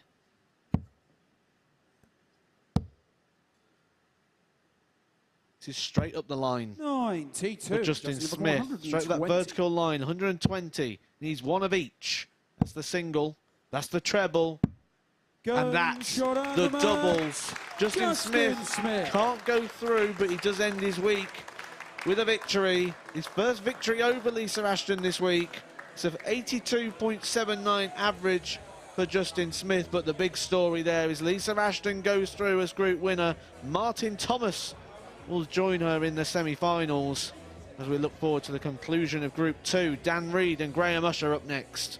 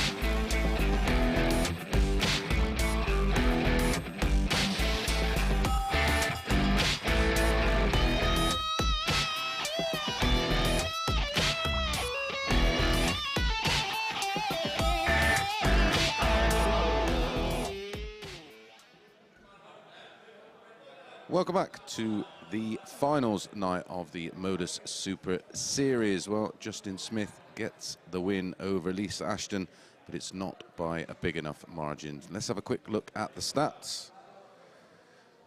And as you can see, 4 180s in the match, 2 apiece, 6 180s in the match, 3 apiece. But Justin Smith just getting over the line, 4-3. So it is Martin Thomas and Lisa Ashton into the semi-finals from Group 1.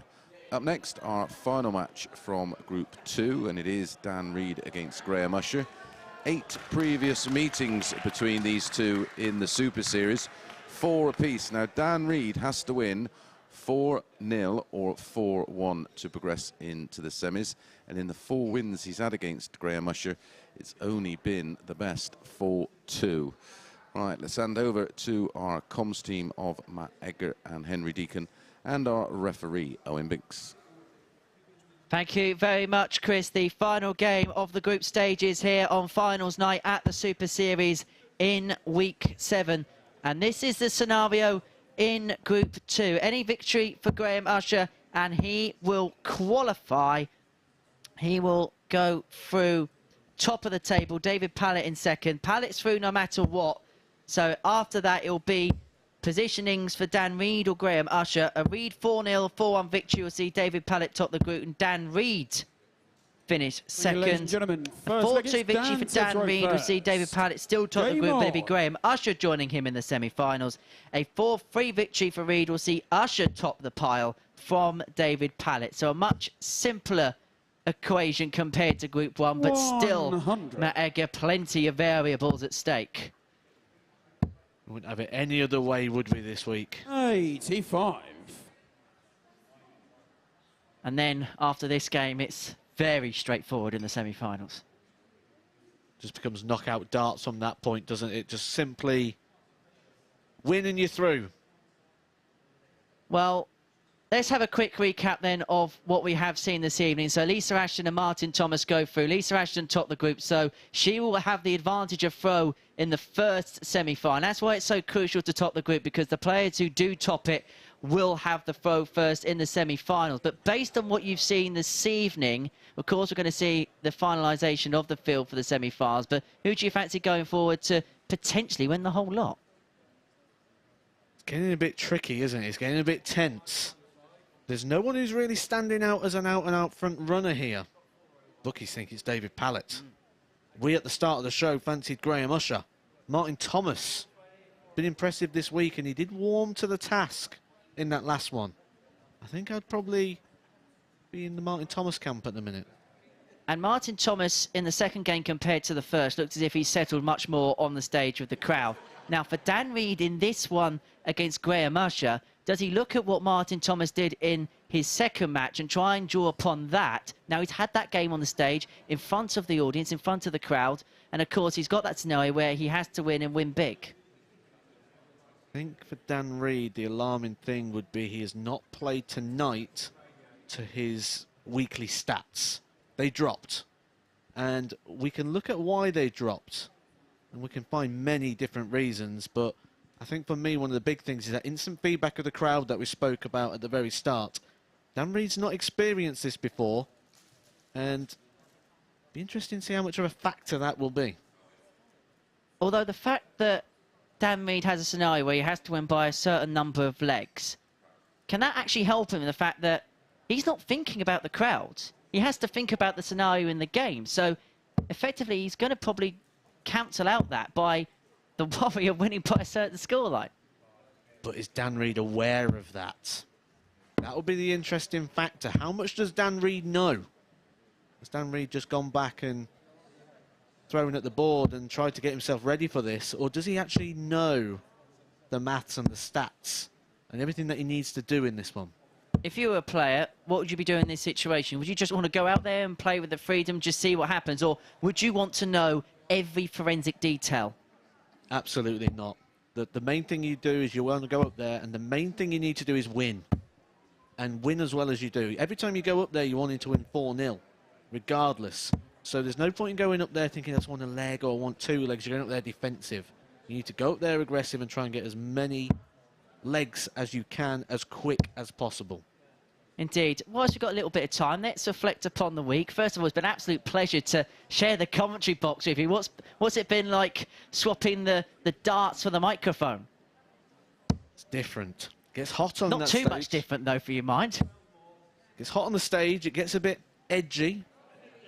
Got a nice little air-conditioned room here. Indeed, we do. And, of course, Matt will be back on Monday. Paul Nicholson's going to join us in the commentary booth, which is going to be an honour for the pair of us as the players return to the stage. Enjoyed that chat, Matt. We'll 80. We should talk more in a commentary box. Yeah, who needs the darts? I bet the viewing figures just went through the roof there. We should have a little sit-down show. If only someone had a YouTube channel. 135. Unsettler might actually be more of a settler because it just allowed him a little bit more time on the stage. Get used to the surroundings. We said at the start, the difference between this is they don't go on stage and have 4 or 5 minutes while we put the production and everything together and we have our chat 60. And we make our predictions. While that's going on, the players are on stage having a throw and you get a good 18, 21 darts at times. In this scenario, he's just going up there 6 and it's game on. 26. Bit more time on the stage there, while a little technical might have been a bit more of a help for Dan Reid. 58. Well, he's first to a finish. Graham Usher back on 2:15, but he isn't for much longer. Danny records 68. And there's almighty pressure on this 68 for Dan Reid.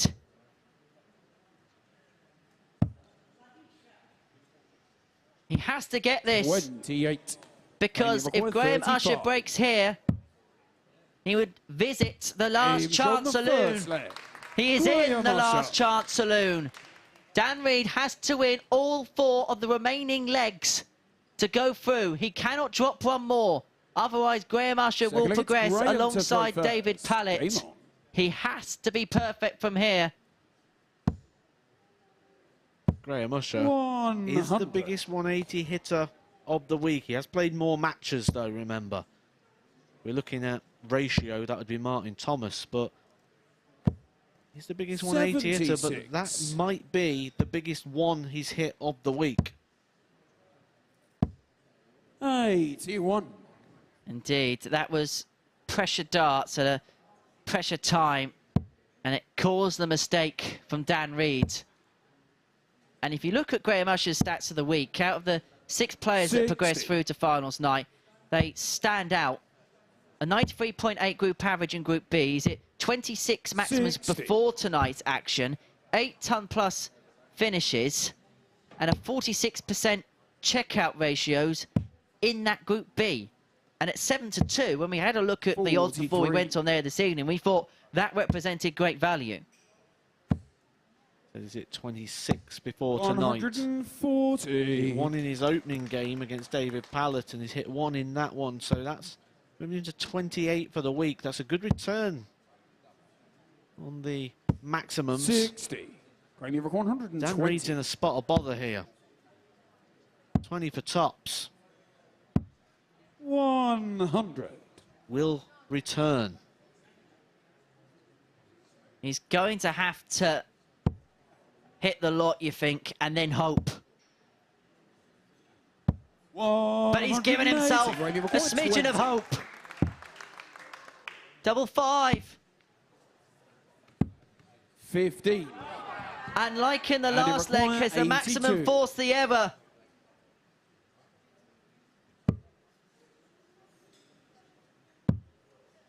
Huge dart at tops, and he's up to the task, and that is class from Dan Reid.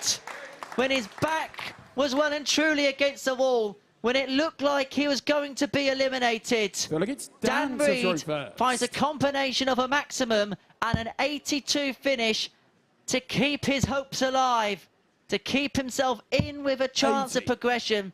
He still has to win 3 more consecutively to progress, but it looked as if his night was over before he felt it began.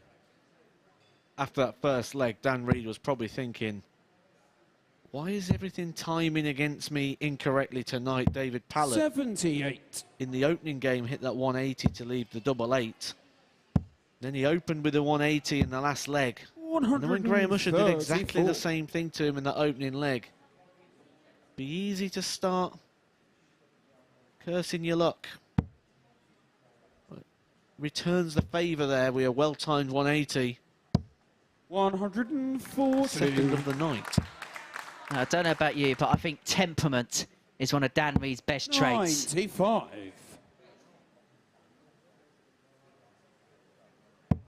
And suddenly moments like that can change everything. And the crowd's in tonight. He's got something to react to. He can be reactive. He can have a look at his friends and family that are in the crowd. That can G him on. Graham Usher. 140. Been what you just said there, reactive. Been reactive all week. Someone plays well against him, he often plays well himself. Dan Reed has been finding these all week. 70. The most tumpless finishes of Range anyone this week. 32. Wasn't able to take that one. Game And shot could the third and leg. does Graham get his Usher. throw broken. Graham Usher. 2-1 lead now against Dan Reed. That is a 13-dart breaker throw. And Fourth leg, it's Graham to throw Problems. first. Game on. Well, that is all she wrote. 140. That is the end of the road for Dan Reed. So what we are playing for now is positions. Any win for Graham Usher, he tops the group from David Pallett. 84. If Dan Reed can win 3 in a row, David Pallett would 97. top the group. Graham Usher would finish second. If it goes all the way and Dan Reed is a victor, well, if it goes all the way, no matter what the scenario, Graham Usher tops the group from David Pallett. So there is still some things to 45. organise, still some I's to dot, some I's to dot and T's to cross. 140. And instantly when we look at the players that have gone through, it reminds me to that chat we had earlier on with young Mackenzie, who told us the winner was going to be Lisa Ashton or Graham Usher. Well, they've both just got out of their groups. Game shot the fourth. And that is Graham stupendous Usher. from Graham Usher. That's a 1-2-4. That season one away. He's averaging just under a ton. Fifth leg, it's Dan to throw first. Game on. And when you want to peak at the right time, Graham Usher may well be doing just that. The timing in that last leg as well is telling.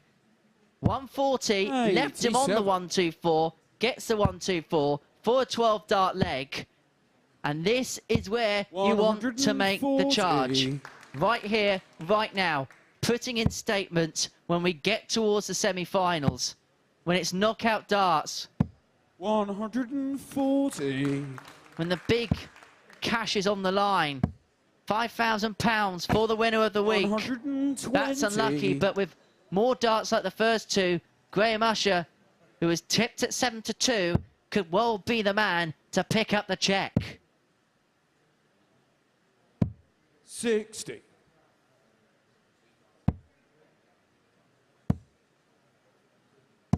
135. Graham Usher's average just continues to climb. 104 as we get into the business end of this one. 138, Graham, you're Good shot for Dan Reed, but there's nothing you can do to stop Graham Usher. Can still go. Needs to switch down to the 17s. Finds the 17s. Game shot and it's game over. 12-dart leg for Graham Usher. An absolutely rock-solid performance. Graham Usher taking the victory 4-1, 104 the average. We asked, has anyone set out a marker yet? Who is standing out? We now know. Graham Usher is the standout performer, 104 the average, 124 the highest checkout, 50% on the doubles. And that sets up some interesting semi-finals. Indeed, and this is the lineup for our Fab Four in the semi-finals here at the Super Series. Lisa Ashton will take on David Pallett. That's our first semi-final, followed by Graham Usher up against Martin Thomas. We're going to take a short break. I'm going to run up to the balcony and have a chat with Chris Mason, and then we're going to see the battle between the Lancashire Rose and David Pallett. We'll see you shortly.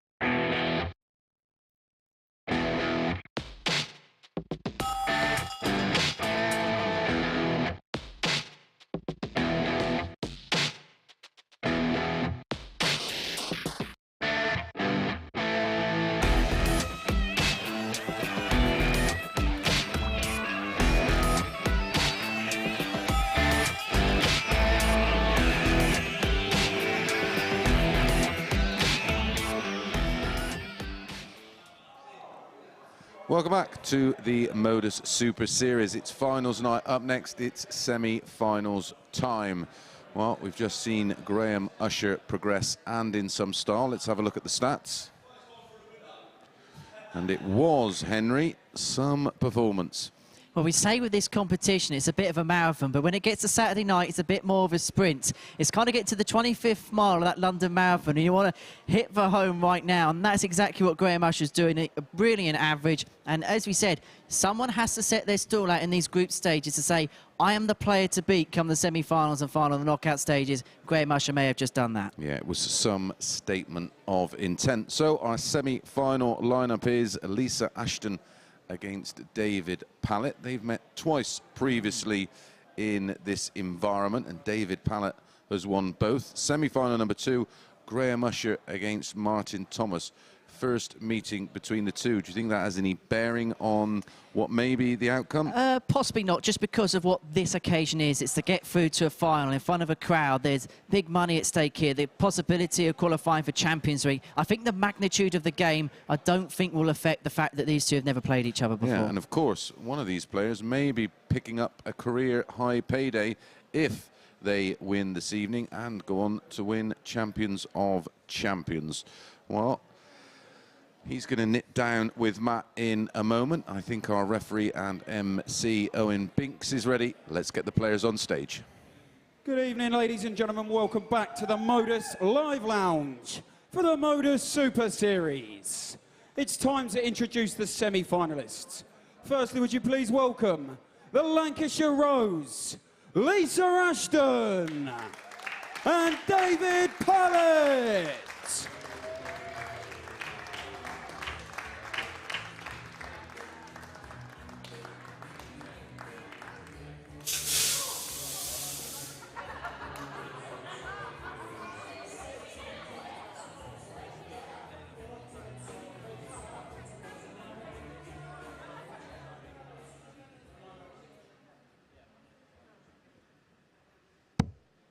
Six days of dart in action to find our semi-finalists as we get into the business end now of this phase of the Super Series.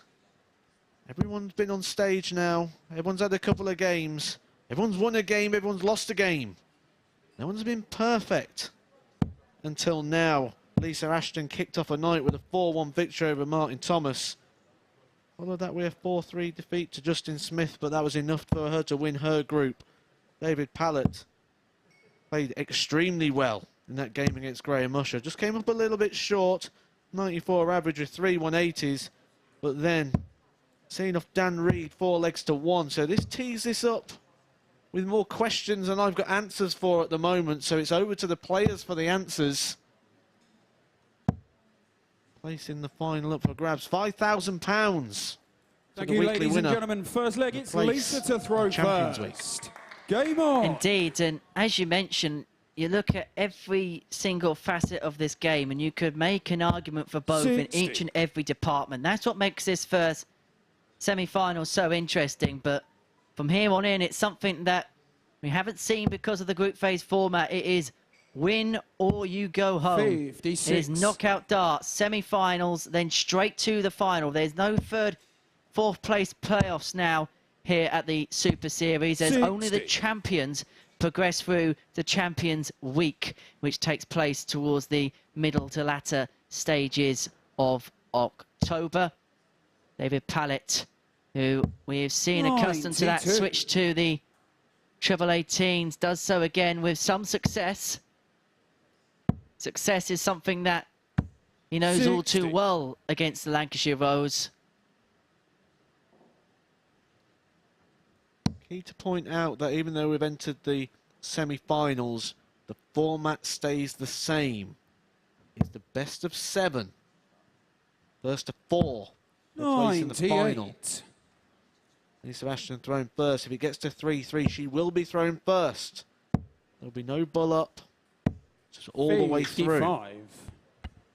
Remember, for David Pallett, this is the second time he's made it through to the semi-finals in this phase. He was involved in week 1 where He was runner-up to Robert Owen, was given a second opportunity to come back and try and claim a place in Champions Week.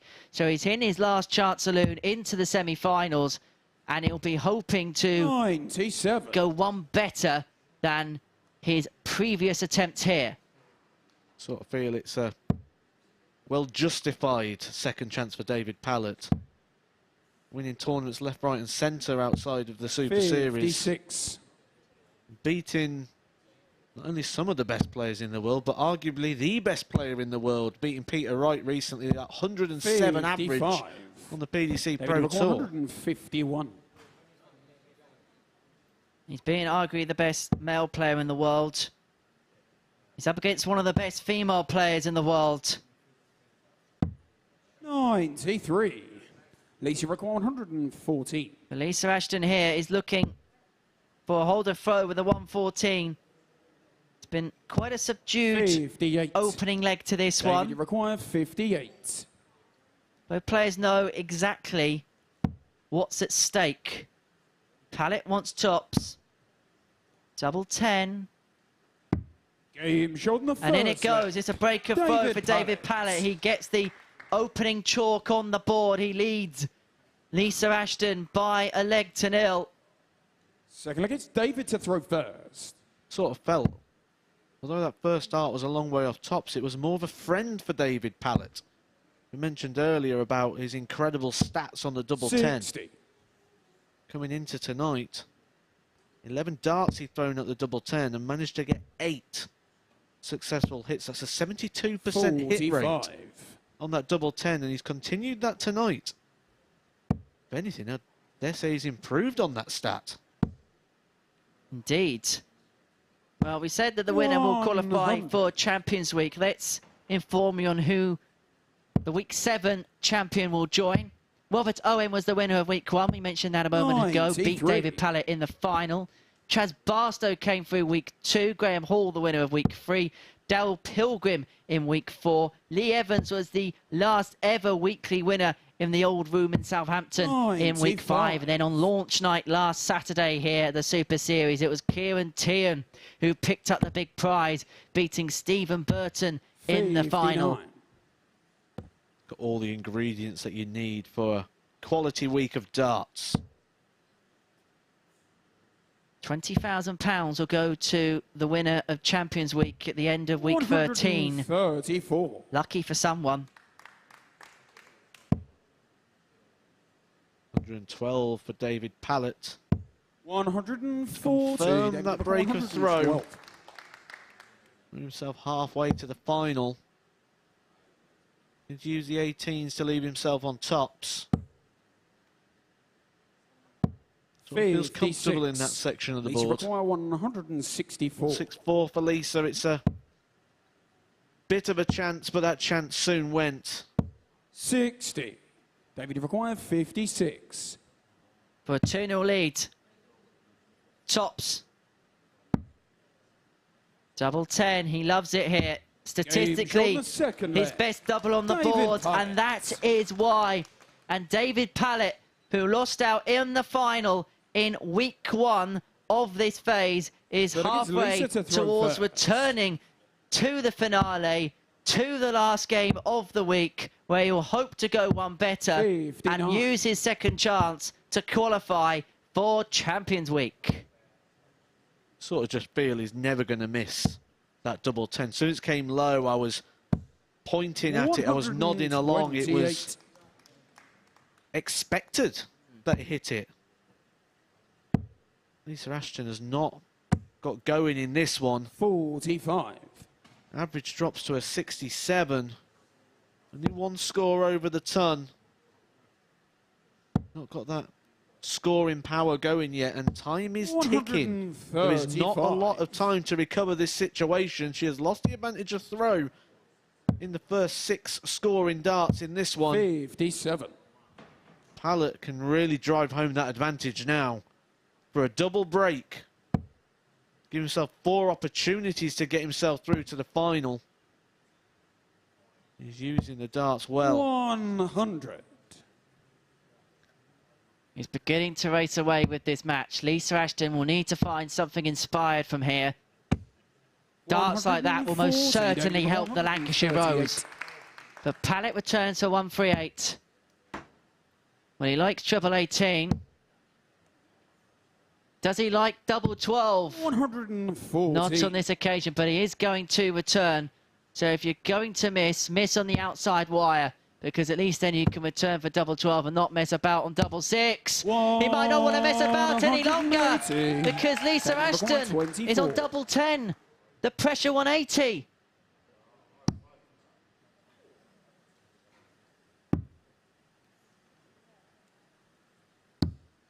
Has forced the hand of David Pallett. Lisa required 20. And one thing we've been praising Lisa Ashton about is her timing. Game shot and she's timed that to perfection.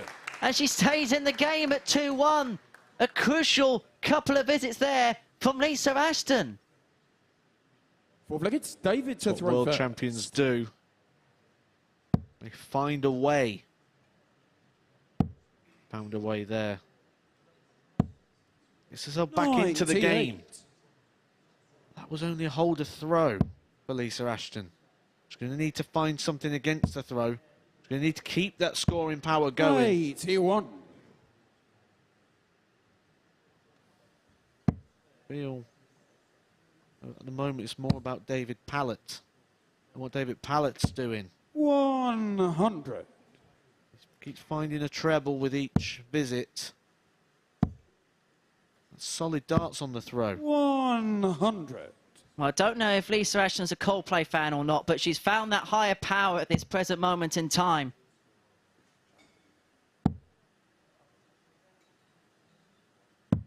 $57. David Pallett is obviously the bookie's favourite for this 58 evening. I think that comes down to his stats coming into this. He's played 87 league matches coming into tonight. 154 of those. That's the highest win percentage of anybody on finals night. 62% of his matches in this format have gone his way. Managers of Chelsea get sacked for those sorts of figures. 34. But as you mentioned, a superb win percentage for David Pallett. In Group B, his average throughout the course of the group was 88 and was 38% on the doubles. That's how he qualified here. And that was only by 100. gaining third position. Well, Lisa Ashton looked out of this game about 2 minutes ago towards the latter stages of the previous leg. She looked as if she was going to go 3-0 down, but she found an inspired spell. She finds herself on double 18. She'll get a go for 2-2 if the 90 doesn't go. Double 15, which is next door to his favourite double 10. But the way that dart stands up, he's got to pick one side or the other. He picked the bottom corner. He finds the bottom corner. And David Pallett is one leg away from a date with destiny. Fifth leg, it's Lisa to throw first. Game on. 7 weeks on from losing the final, he may return to the final. Lisa Ashton has to win every leg from here, and that is a good start on throw. He does only need to get one break of throw as well. By winning the group, it gave her the advantage of throwing first in this match. 57. I mean, she'll have the throw in this leg and the last leg if it goes that far. 100. He normally produces something when she's under it. He's doing so again here. 42. I've seen the good, bad and ugly from David Pallett. It's about when he times. When you look at the scoring phases of the match, as we see on our screen in the commentary box, David Pallett's had 8 ton plus throws, no 140s, no 180s. So he's winning these legs. 58. And granted, of course, he switches to treble 18 a lot, so there's a lot of 128s and shots like that in the mix. But it's been 50. Those one treble visits which he's got on a more consistent basis than Lisa, which is the reason why he's 3-1 up in this game. But that may not be for much longer. 66. The other key stat to Lisa look from at is those checkouts. 151. Lisa's only managed to muster at 1 dart at the double. She did take it first dart. David Pallett, 10 darts he's managed to throw at the double, which does say, even though he's not doing the power scoring, he's still outscoring what his opponent is by quite some distance. 86. Lisa from 192. You don't have to be the best all the time, you just have to be better than what you're against. 60. She will return for the 32. David Pallett back on 192. He's going to need more than the 3 darts he's got in his hand. Looking to tee up the 100. 56. Lisa from This 132. is for a holder throw. In a bit desperate. 8. David from 136. Pallett, a mini chance to wrap this up. For the final. And it would have been some way to do so. So Lisa Ashton's going to return for double 12. 87. He's missed the big Lisa number, so he may 124. have to spurn a dart double if he returns. But Ashton here, double 12 to bring it back to 3-2. And she makes no mistake this time. But David Pallett is in the position now where if he holds throw in this leg, he qualifies for the final. He will be one of the last 2 remaining riders in the race to qualify for Champions Week here in week 7. And the way the first 2 darts stood up, he had to score a ton following the conclusion of that visit. 140. Been winning titles all around Europe for the past couple of months, David Pallett. He's going to be feeling confident. He's going to be feeling good vibes up there. When you're winning these situations, you don't tend to feel the pressure as much as when you're not in them as often. Is that the YouTuber talk there? Good vibes and all of that stuff. Getting the good vibrations. Got a good lead in this one, actually. 50 points, and Lisa Ashton a bit awkward on the 313. 92. Bogeyed himself there, David Pallett. Didn't think that one through, but that 313 we say is awkward for that reason. The 2 treble 20s still leave you without a finish and still offer David Pallett 6 darts at the 169. He's making big inroads too. Very big inroads. 129. And tees up that tops to put himself through to the final. He's on the brink, is David Pallett. 98. For a place 40. in the final. Double 10. And David Pallett will get a second go at qualifying for Champions Week. For the second time in this series, he makes the final of finals night. In week 1, he lost out to Robert Owen. He returns in week 7, and he is going to take on the winner of semi-final number 2 between Graham Usher and Martin Thomas. These 2 have never met before. Their first meeting is for a place in the final here at the Super Series, and that's coming up after this short break.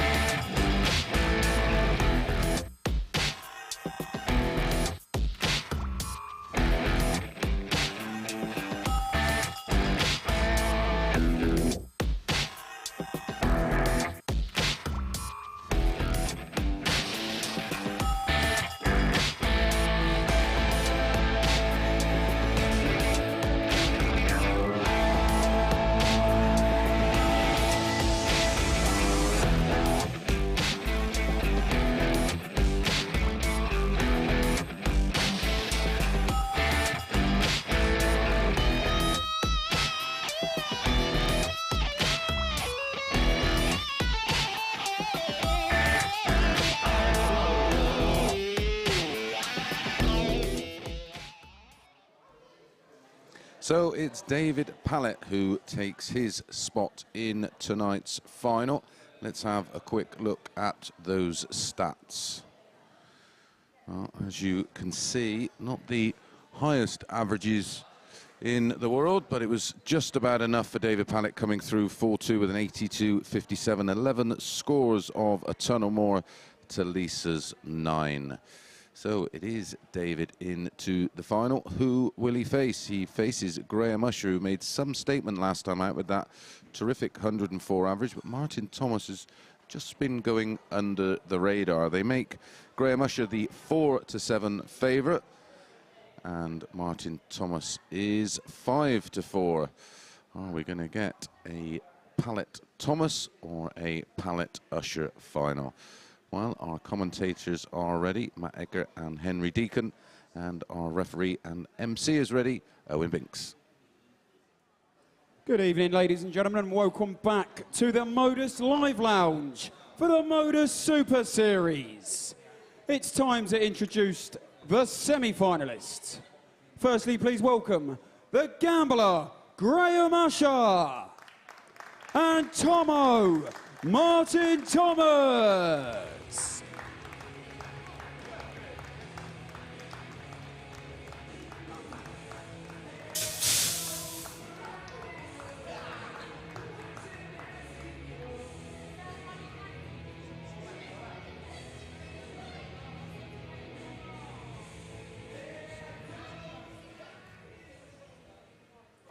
To join David Pallett in the final here in week 7 at the MODUS Super Series. Graham Usher, the gambler, who put down a real statement with that 105 average in the 4-1 victory against Dan Reed to conclude the group action early this evening, takes on Martin Thomas, who won through or got through via Group A, finishing second. Graham Usher, the winner of Group 2 this evening's finals night. Matt Edgar, we always wonder in these situations who's going to put down a marker early on going into the latter stages of tonight. It was fair to say in the last game, Graham Usher did exactly that. For him now, it's all about backing it up. He threatened to do it in the opening game as well against David Pallett. Raced into a 3-0 lead, but then just sort of stumbled over the line. Came out in the next game against Dan Reed and kept it going all the way through. There we say it at the moment is... Thank you, ladies and gentlemen. Winner. First leg, it's Graham to throw first. Game on.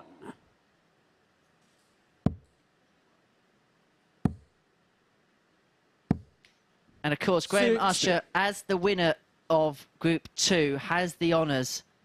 He won the opportunity to throw first in the second semi-final. Now, whoever wins this will have a about 10-minute break, give or take. 94. In that period, backstage, the players will throw for the bullseye. It's the first time all week that they will do that to determine who throws first in the final.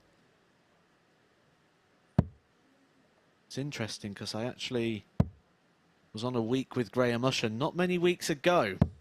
45. Was in the same situation. I was playing in this slot now, and Graham Usher had already played in the early one. Graham Usher was through to the final. 100. Come back into the practice room, and Graham Usher's actually laid on the floor. First time going into practice room, you see your opponent looking up at the lights. 180. Good dance there for Martin Thomas. Gets his first 180 of the match. He is the most likely, according to the stats, to hit some 180s. 17 180s he hit in his group, and that's just in 10 matches. He adds to the tally there. He'd be hoping to add to the leg tally for the week, and it would be with a breaker throw, but Usher back on 216, a 2-treble visit. 140. Changes the complexion of the leg. 17. Because you fancy Usher to get a dart at double, so this 117 may have to go. One dart at tops. For a breaker throw in the opening leg. 77. Brand new requires 76. Thought this would be good, and it's a very good start. It's not a good start to this combination. He can still do that, but he does need a treble. He'll probably be looking at treble 13. Proves me wrong. He goes for the 17s. Misses that one as well, though, 36. giving Martin Thomas Martin, you require 40. opportunity to come back at tops. 3 darts in hand. Down to the 10s. Nearly at the 15s. 30. Graham, you It's a require bit back 40. and forwards. It's a bit to and throw. Game Who's shot Graham the first Usher? leg. Who Graham seals Usher. the leg. It's a hold a throw for Graham Usher. But a bit of trouble there on the outer ring for both. Second leg, it's Martin to throw first. 1 from 2 for Usher. None from 4 for Martin Thomas, who in the scoring phase of that opening leg held the 140. ascendancy. But you know how deadly Graham Usher is around the doubles bed and took full 100. advantage, but it was only a hold for Graham Usher. It would have felt like a break.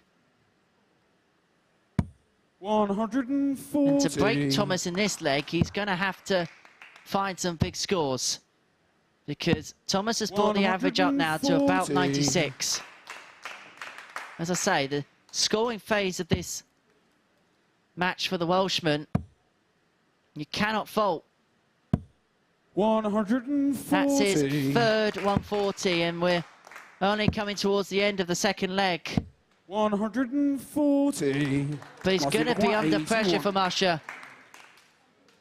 81 he wants. That's a bit of a disaster dart. 1 at double 12 sees him level. And he recovers the situation well there, does Martin Thomas. It's not a mistake if you rectify it, and that was exactly what he did there. And we are level at 1 apiece. At this present moment in time, you cannot prize these two apart. Sort of feel that wasn't just rectifying that situation. That was rectifying the situation he caused himself in the opening game. He did exactly the same. Was missing big numbers, missing those setup shots. Quite easy to have felt like he's gone down that same road again, but recovers it well with the treble 18. 80. At this present moment in time, the bookmakers have Graham Usher 4-9, Martin Thomas 13-8 to get through this second semi-final. 121. Sort of feel the scoring power that Martin Thomas is showing here. He's going to get an opportunity somewhere along the way. Won't be many chances. Obviously only a race to 4. 96. We've already took one of those legs off. 140. Not going to give him many opportunities.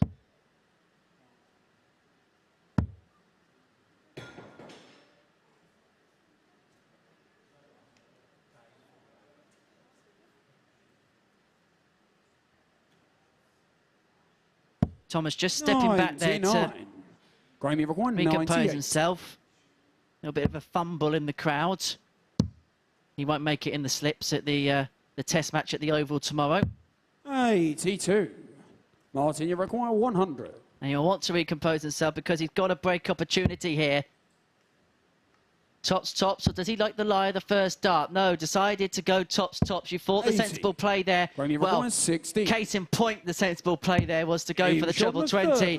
And that could have been the shot that burns Martin Thomas, because he would have got the break of 4. He would have been fine for a 3-1 lead, which would have put him 1 away from the final. But as we have it, Graham Usher is now halfway towards the Week 7 final. I was extremely surprised by that play. Very impressed with Martin Thomas these last couple of days. I really bigged him up when that dart goes in the bottom of the bed or just underneath, and it was sat perfectly just to plonk on top, as he did with dart 3. Extremely surprised he decided to come away and try and lay up on tops. 100. But then again, I know I'm not a professional darts player, far from it, but he's missed the tops with the first dart, but then he's gone back down with the second dart. Well, if you trust yourself to hit the treble with the second dart, why don't you go for it with the first? I think it was 81. Heat of the moment decision there. A lot of times players play how they feel. We saw that a lot this week, especially with 100. Alan Tabern, case in example, where statistically he was so much better on the 16s, but was often leaving tops or even the 18s. 99. Sometimes things just feel right. 100. Quality encounter this. Graham Usher averaging 95. Martin Thomas a shade under 94.5. Usher's presenting himself with a break opportunity 60. here. Graham requires 78. 78 for a 3-1 lead, which would give him the darts for the On the match. fourth leg. Graham And the Usher. gambler is playing the right cards at the right time. And he is one leg away from the Fifth leg, final. it's Graham to throw first. From a date with David Game Pallett for £5,000. And crucially, importantly, a place 100. in Champions Week in week 13. That's where every player wants to be. That's the part of the ball most players want to be. A good 140 for Martin Thomas. I feel like we could have some bonus content on what you just said there. A date with 140. David Pallett. Get your applications in for that one. Some candles and red wine. 81. Vinders. Get James Richardson involved as well. Well, he is here tonight. I can't believe he hasn't given us some takeaway vindaloos to have in the commentary box. Can't say I'm disappointed. The Colmer man sitting on the fence next to me. 180. Graham, No 121. sitting on the fence about that, and that may have had to have been hit. He may not get a go. Because Graham Usher has a darted ball, gets the ball, and the gambler will play in the final of week 7 here at the Super Series. He has been one of the standout performers, and he will take on David Pallett for the £5,000 top prize and a place at Champions Week. Let's have a quick check of the stats. Backing up the 105 average from the victory against Dan Reed, he averages 100.73. Look at that, 7 140 plus visits, a checkout percentage of 66.67%, and to win the game with a 1-2-1 checkout. Graham Usher is through to the final here at the Super Series. He takes on David Pallett, who got the better of Lisa Ashton by 4 legs to 2 in the opening semi-final here at finals night in the Super Series. And so one more game remains in week 7 for £5,000, and a place at Champions Week is David Pallett against Graham Usher, and that's coming up next.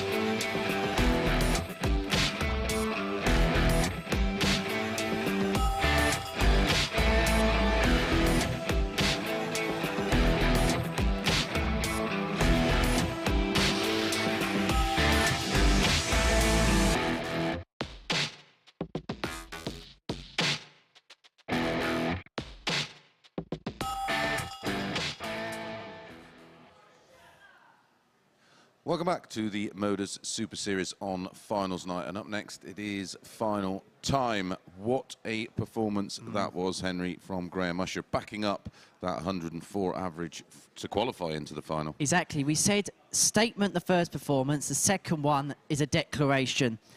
David Pallett in that final is going to have to play well to beat Graham Usher. We said peaking at the right time, he's doing exactly that. It looks as if he's making a run towards the line, perhaps a run towards Champions Week. Yes, those stats did make interesting reading, and the overall stats for tonight make interesting reading because there's a massive gap between the two, Henry, and we just can't ignore those kind of stats. Also, they have met 3 times in this format, Usher winning all 3 of them. Which sounds like we're completely writing David Pallett off, but the weird thing about finals is anything can happen. You know, one scrappy leg that goes David Pallett's way, it can completely change everything. But it'd be interesting to see what the bookies make of the final odds when they were compiled, because I think Graham Usher goes in as a heavy favourite. I think the other thing as well for David Pallett is it's his second go at the final. He lost in week 1 to Robert Owen, so he's got another date with Destiny. That can go either one or two ways. It fires yourself up because you know it's your last chance no matter what, or you can feel the tension because you've been here before and you came out the wrong side. Yeah, absolutely. And we both know both players have seriously high ceilings. I'm hoping that both of them bring those high ceilings to the final, because if they do, we could be in for an absolute cracker. Certainly the best final we have had under this roof.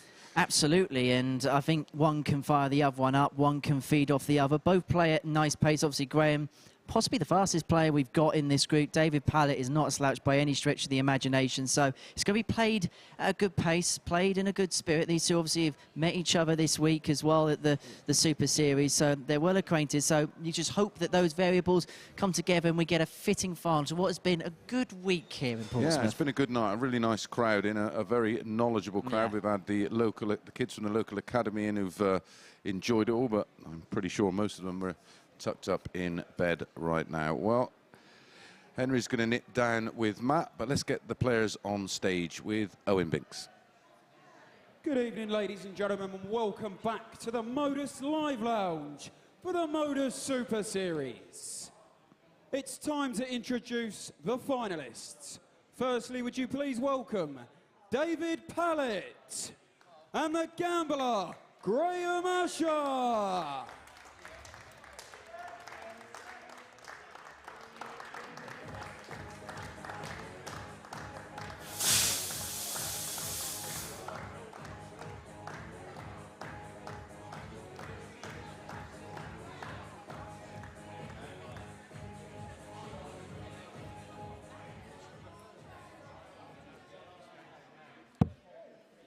3 groups produce 6 players.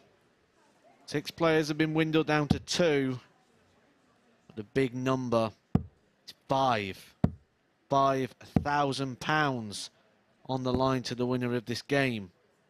Placing Champions Week. David Pallett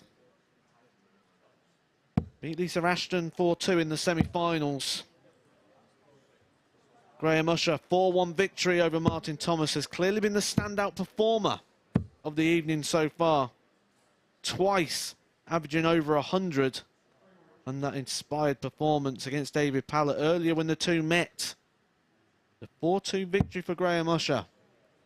Chris Mason letting us know that David Pallett has never beaten Graham Usher in this format, but everything changes when you're playing in a final. Thank you, ladies and gentlemen. First leg, it's David to throw first. Indeed it does. Game on. 4 legs separates one man from Champions Week. 4 legs separate one man from £5,000.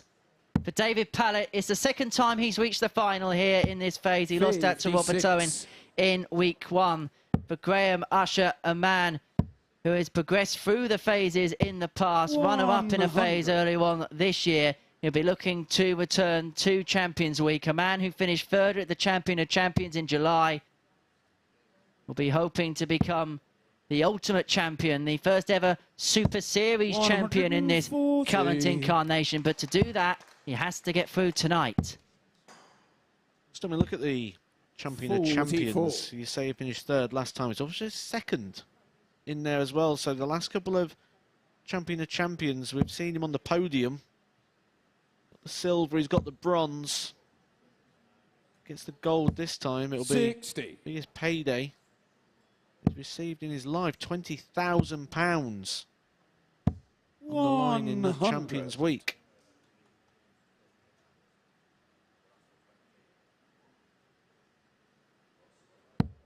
Sort of just sense the mood has changed. It's all got a bit serious. 66. Normally hear a couple of laughs and conversations coming out of the Players' Lounge. Silence. And it was interesting walking past, coming down from the studio into the commentary booth. It's empty. Only 2 players left now. Only 2 people, one of 2 people can claim that spot at Champions Week. And David Pallett has left himself on tops to win the first leg, which would put him 3 away from that place. So, tops for an opening leg hold for David Pallett. Double 10. It's a friend again. And it doesn't seem as if he's going to miss that double anytime soon either. Every single time that he heads down to the den of double 10, he seems to find the answers. Second leg, it's Graham to throw first. Game on.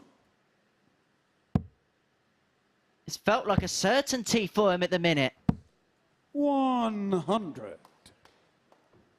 Sort of felt if David Pallett was going to do this, one of 2 things needed to happen. Either Graham Usher needed to come down, David Pallett needed to improve. 94. And right now, we're getting a bit of both. 140.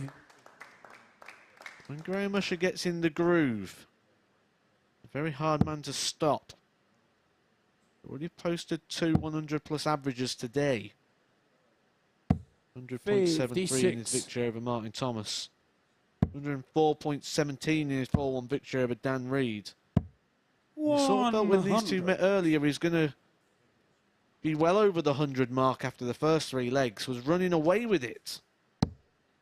In the lead up to tonight's final, there was only 1 ton-plus average for the entirety of the week. Graham Usher was the only player of the 6 who made the final, hit a ton-plus average this week. Of course, we had the blockbuster 108 from James Richardson. He's hit 2 more tonight. The form guide suggests that he's been the best player this week. But you have to win the final to qualify for Champions Week. I mentioned about James Richardson. loving darts. 60. You see him Rainy sat in the back requires of the room. 68. 68. Can still go. Looks at the 13th for tops. 28. With David Pallett all the way back on 250. Graham Usher's throw is in no danger. All he can do is pile the pressure on. He's going to move across here to the 18s, you feel. 42. But Usher's going to return for tops to level us up at 1 apiece. Nice marker. 20. But it drags just underneath. He is going to return for double 10. It'll be a darting irony if the double that David Pallett's been almost reliant on at times is hit by Graham Usher to level us up in the final. 92. Graham required 20. Double 5. Game shot on the second leg. And Graham Usher is Graham level Usher. at 1 apiece. It's been a tense opening to this game. Both know exactly what's on the line for the victor. And for David Pallett, he's already been in this situation before.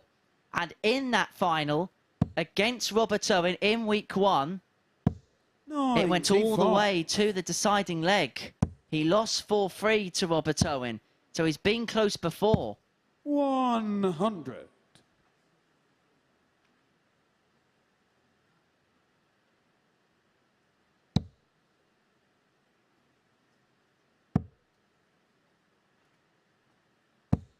He was going to use that first dart. Just sat nicely for him on the top wire.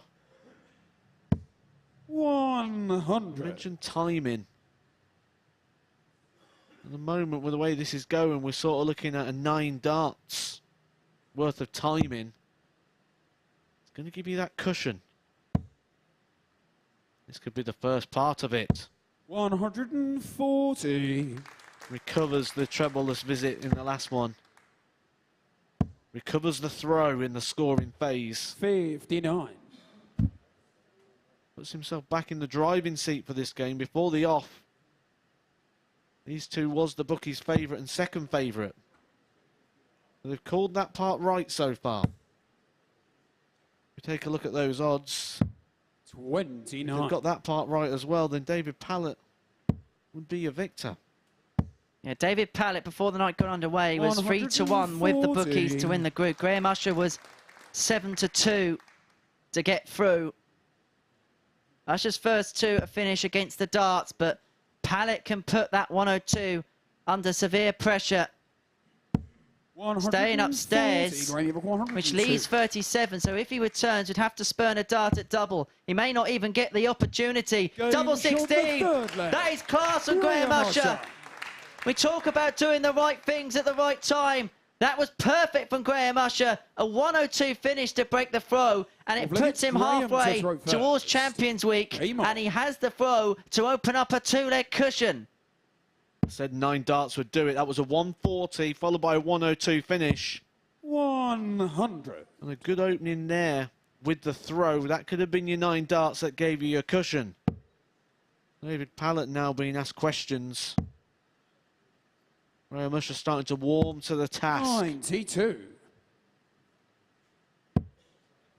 Won his last match with a 1-2-1 finish. He's just picking up the pace. 100. Faster on the eye now. The arm moving quicker.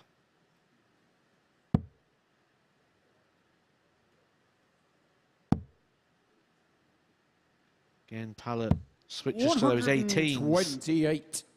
A rare tactic, but working out very well for David Pallett. 100. So the other day, it's rare we see this, where a player comes down in tons. When you've got the throw, that's all you need to do. Treble a throw could see you out in 15 darts. 77. And force Pallett into the 12. Something he can't do from 204 after 9. 100. Feel like a 25 or the ball would have been a good play there for Graham Usher. Would have left him a 2-darter. Instead leaves the 101. Did take the 102 in the last leg. He said someone just needed to up it a little bit. Graham Usher is here, 3 tons consecutively, and now the 101 off the back of the 102 in the previous leg. David, you require 112. But this would be a body blow for the gambler if the 112 went. Size to go 18s. So 94 left. Treble 18 would have left tops. 40. Graham, you require 60. 60 for Usher. Tops it is. Game shot for 3-1 lead. And Graham Usher is a leg away from Champions Week, from £5,000, and from crowning himself the Week 7 winner. If it's David to throw first. I think the alarming thing, if you're in the Pallett camp, is he's playing to par, really. 94. This isn't a dip in performance from Pallett. This is what we've seen from him this evening. The worrying thing is, Graham Usher is quite low down, but just looking at the stats for this one, I think the key thing is those 13 ton-plus shots, those jabs, those landing blows. 140. Average goes up to 85. It averaged 82.5 in these semi-final victory and an 87 in the group stage against Dan Reed. Usher's last 2 averages was of a ton and a 105.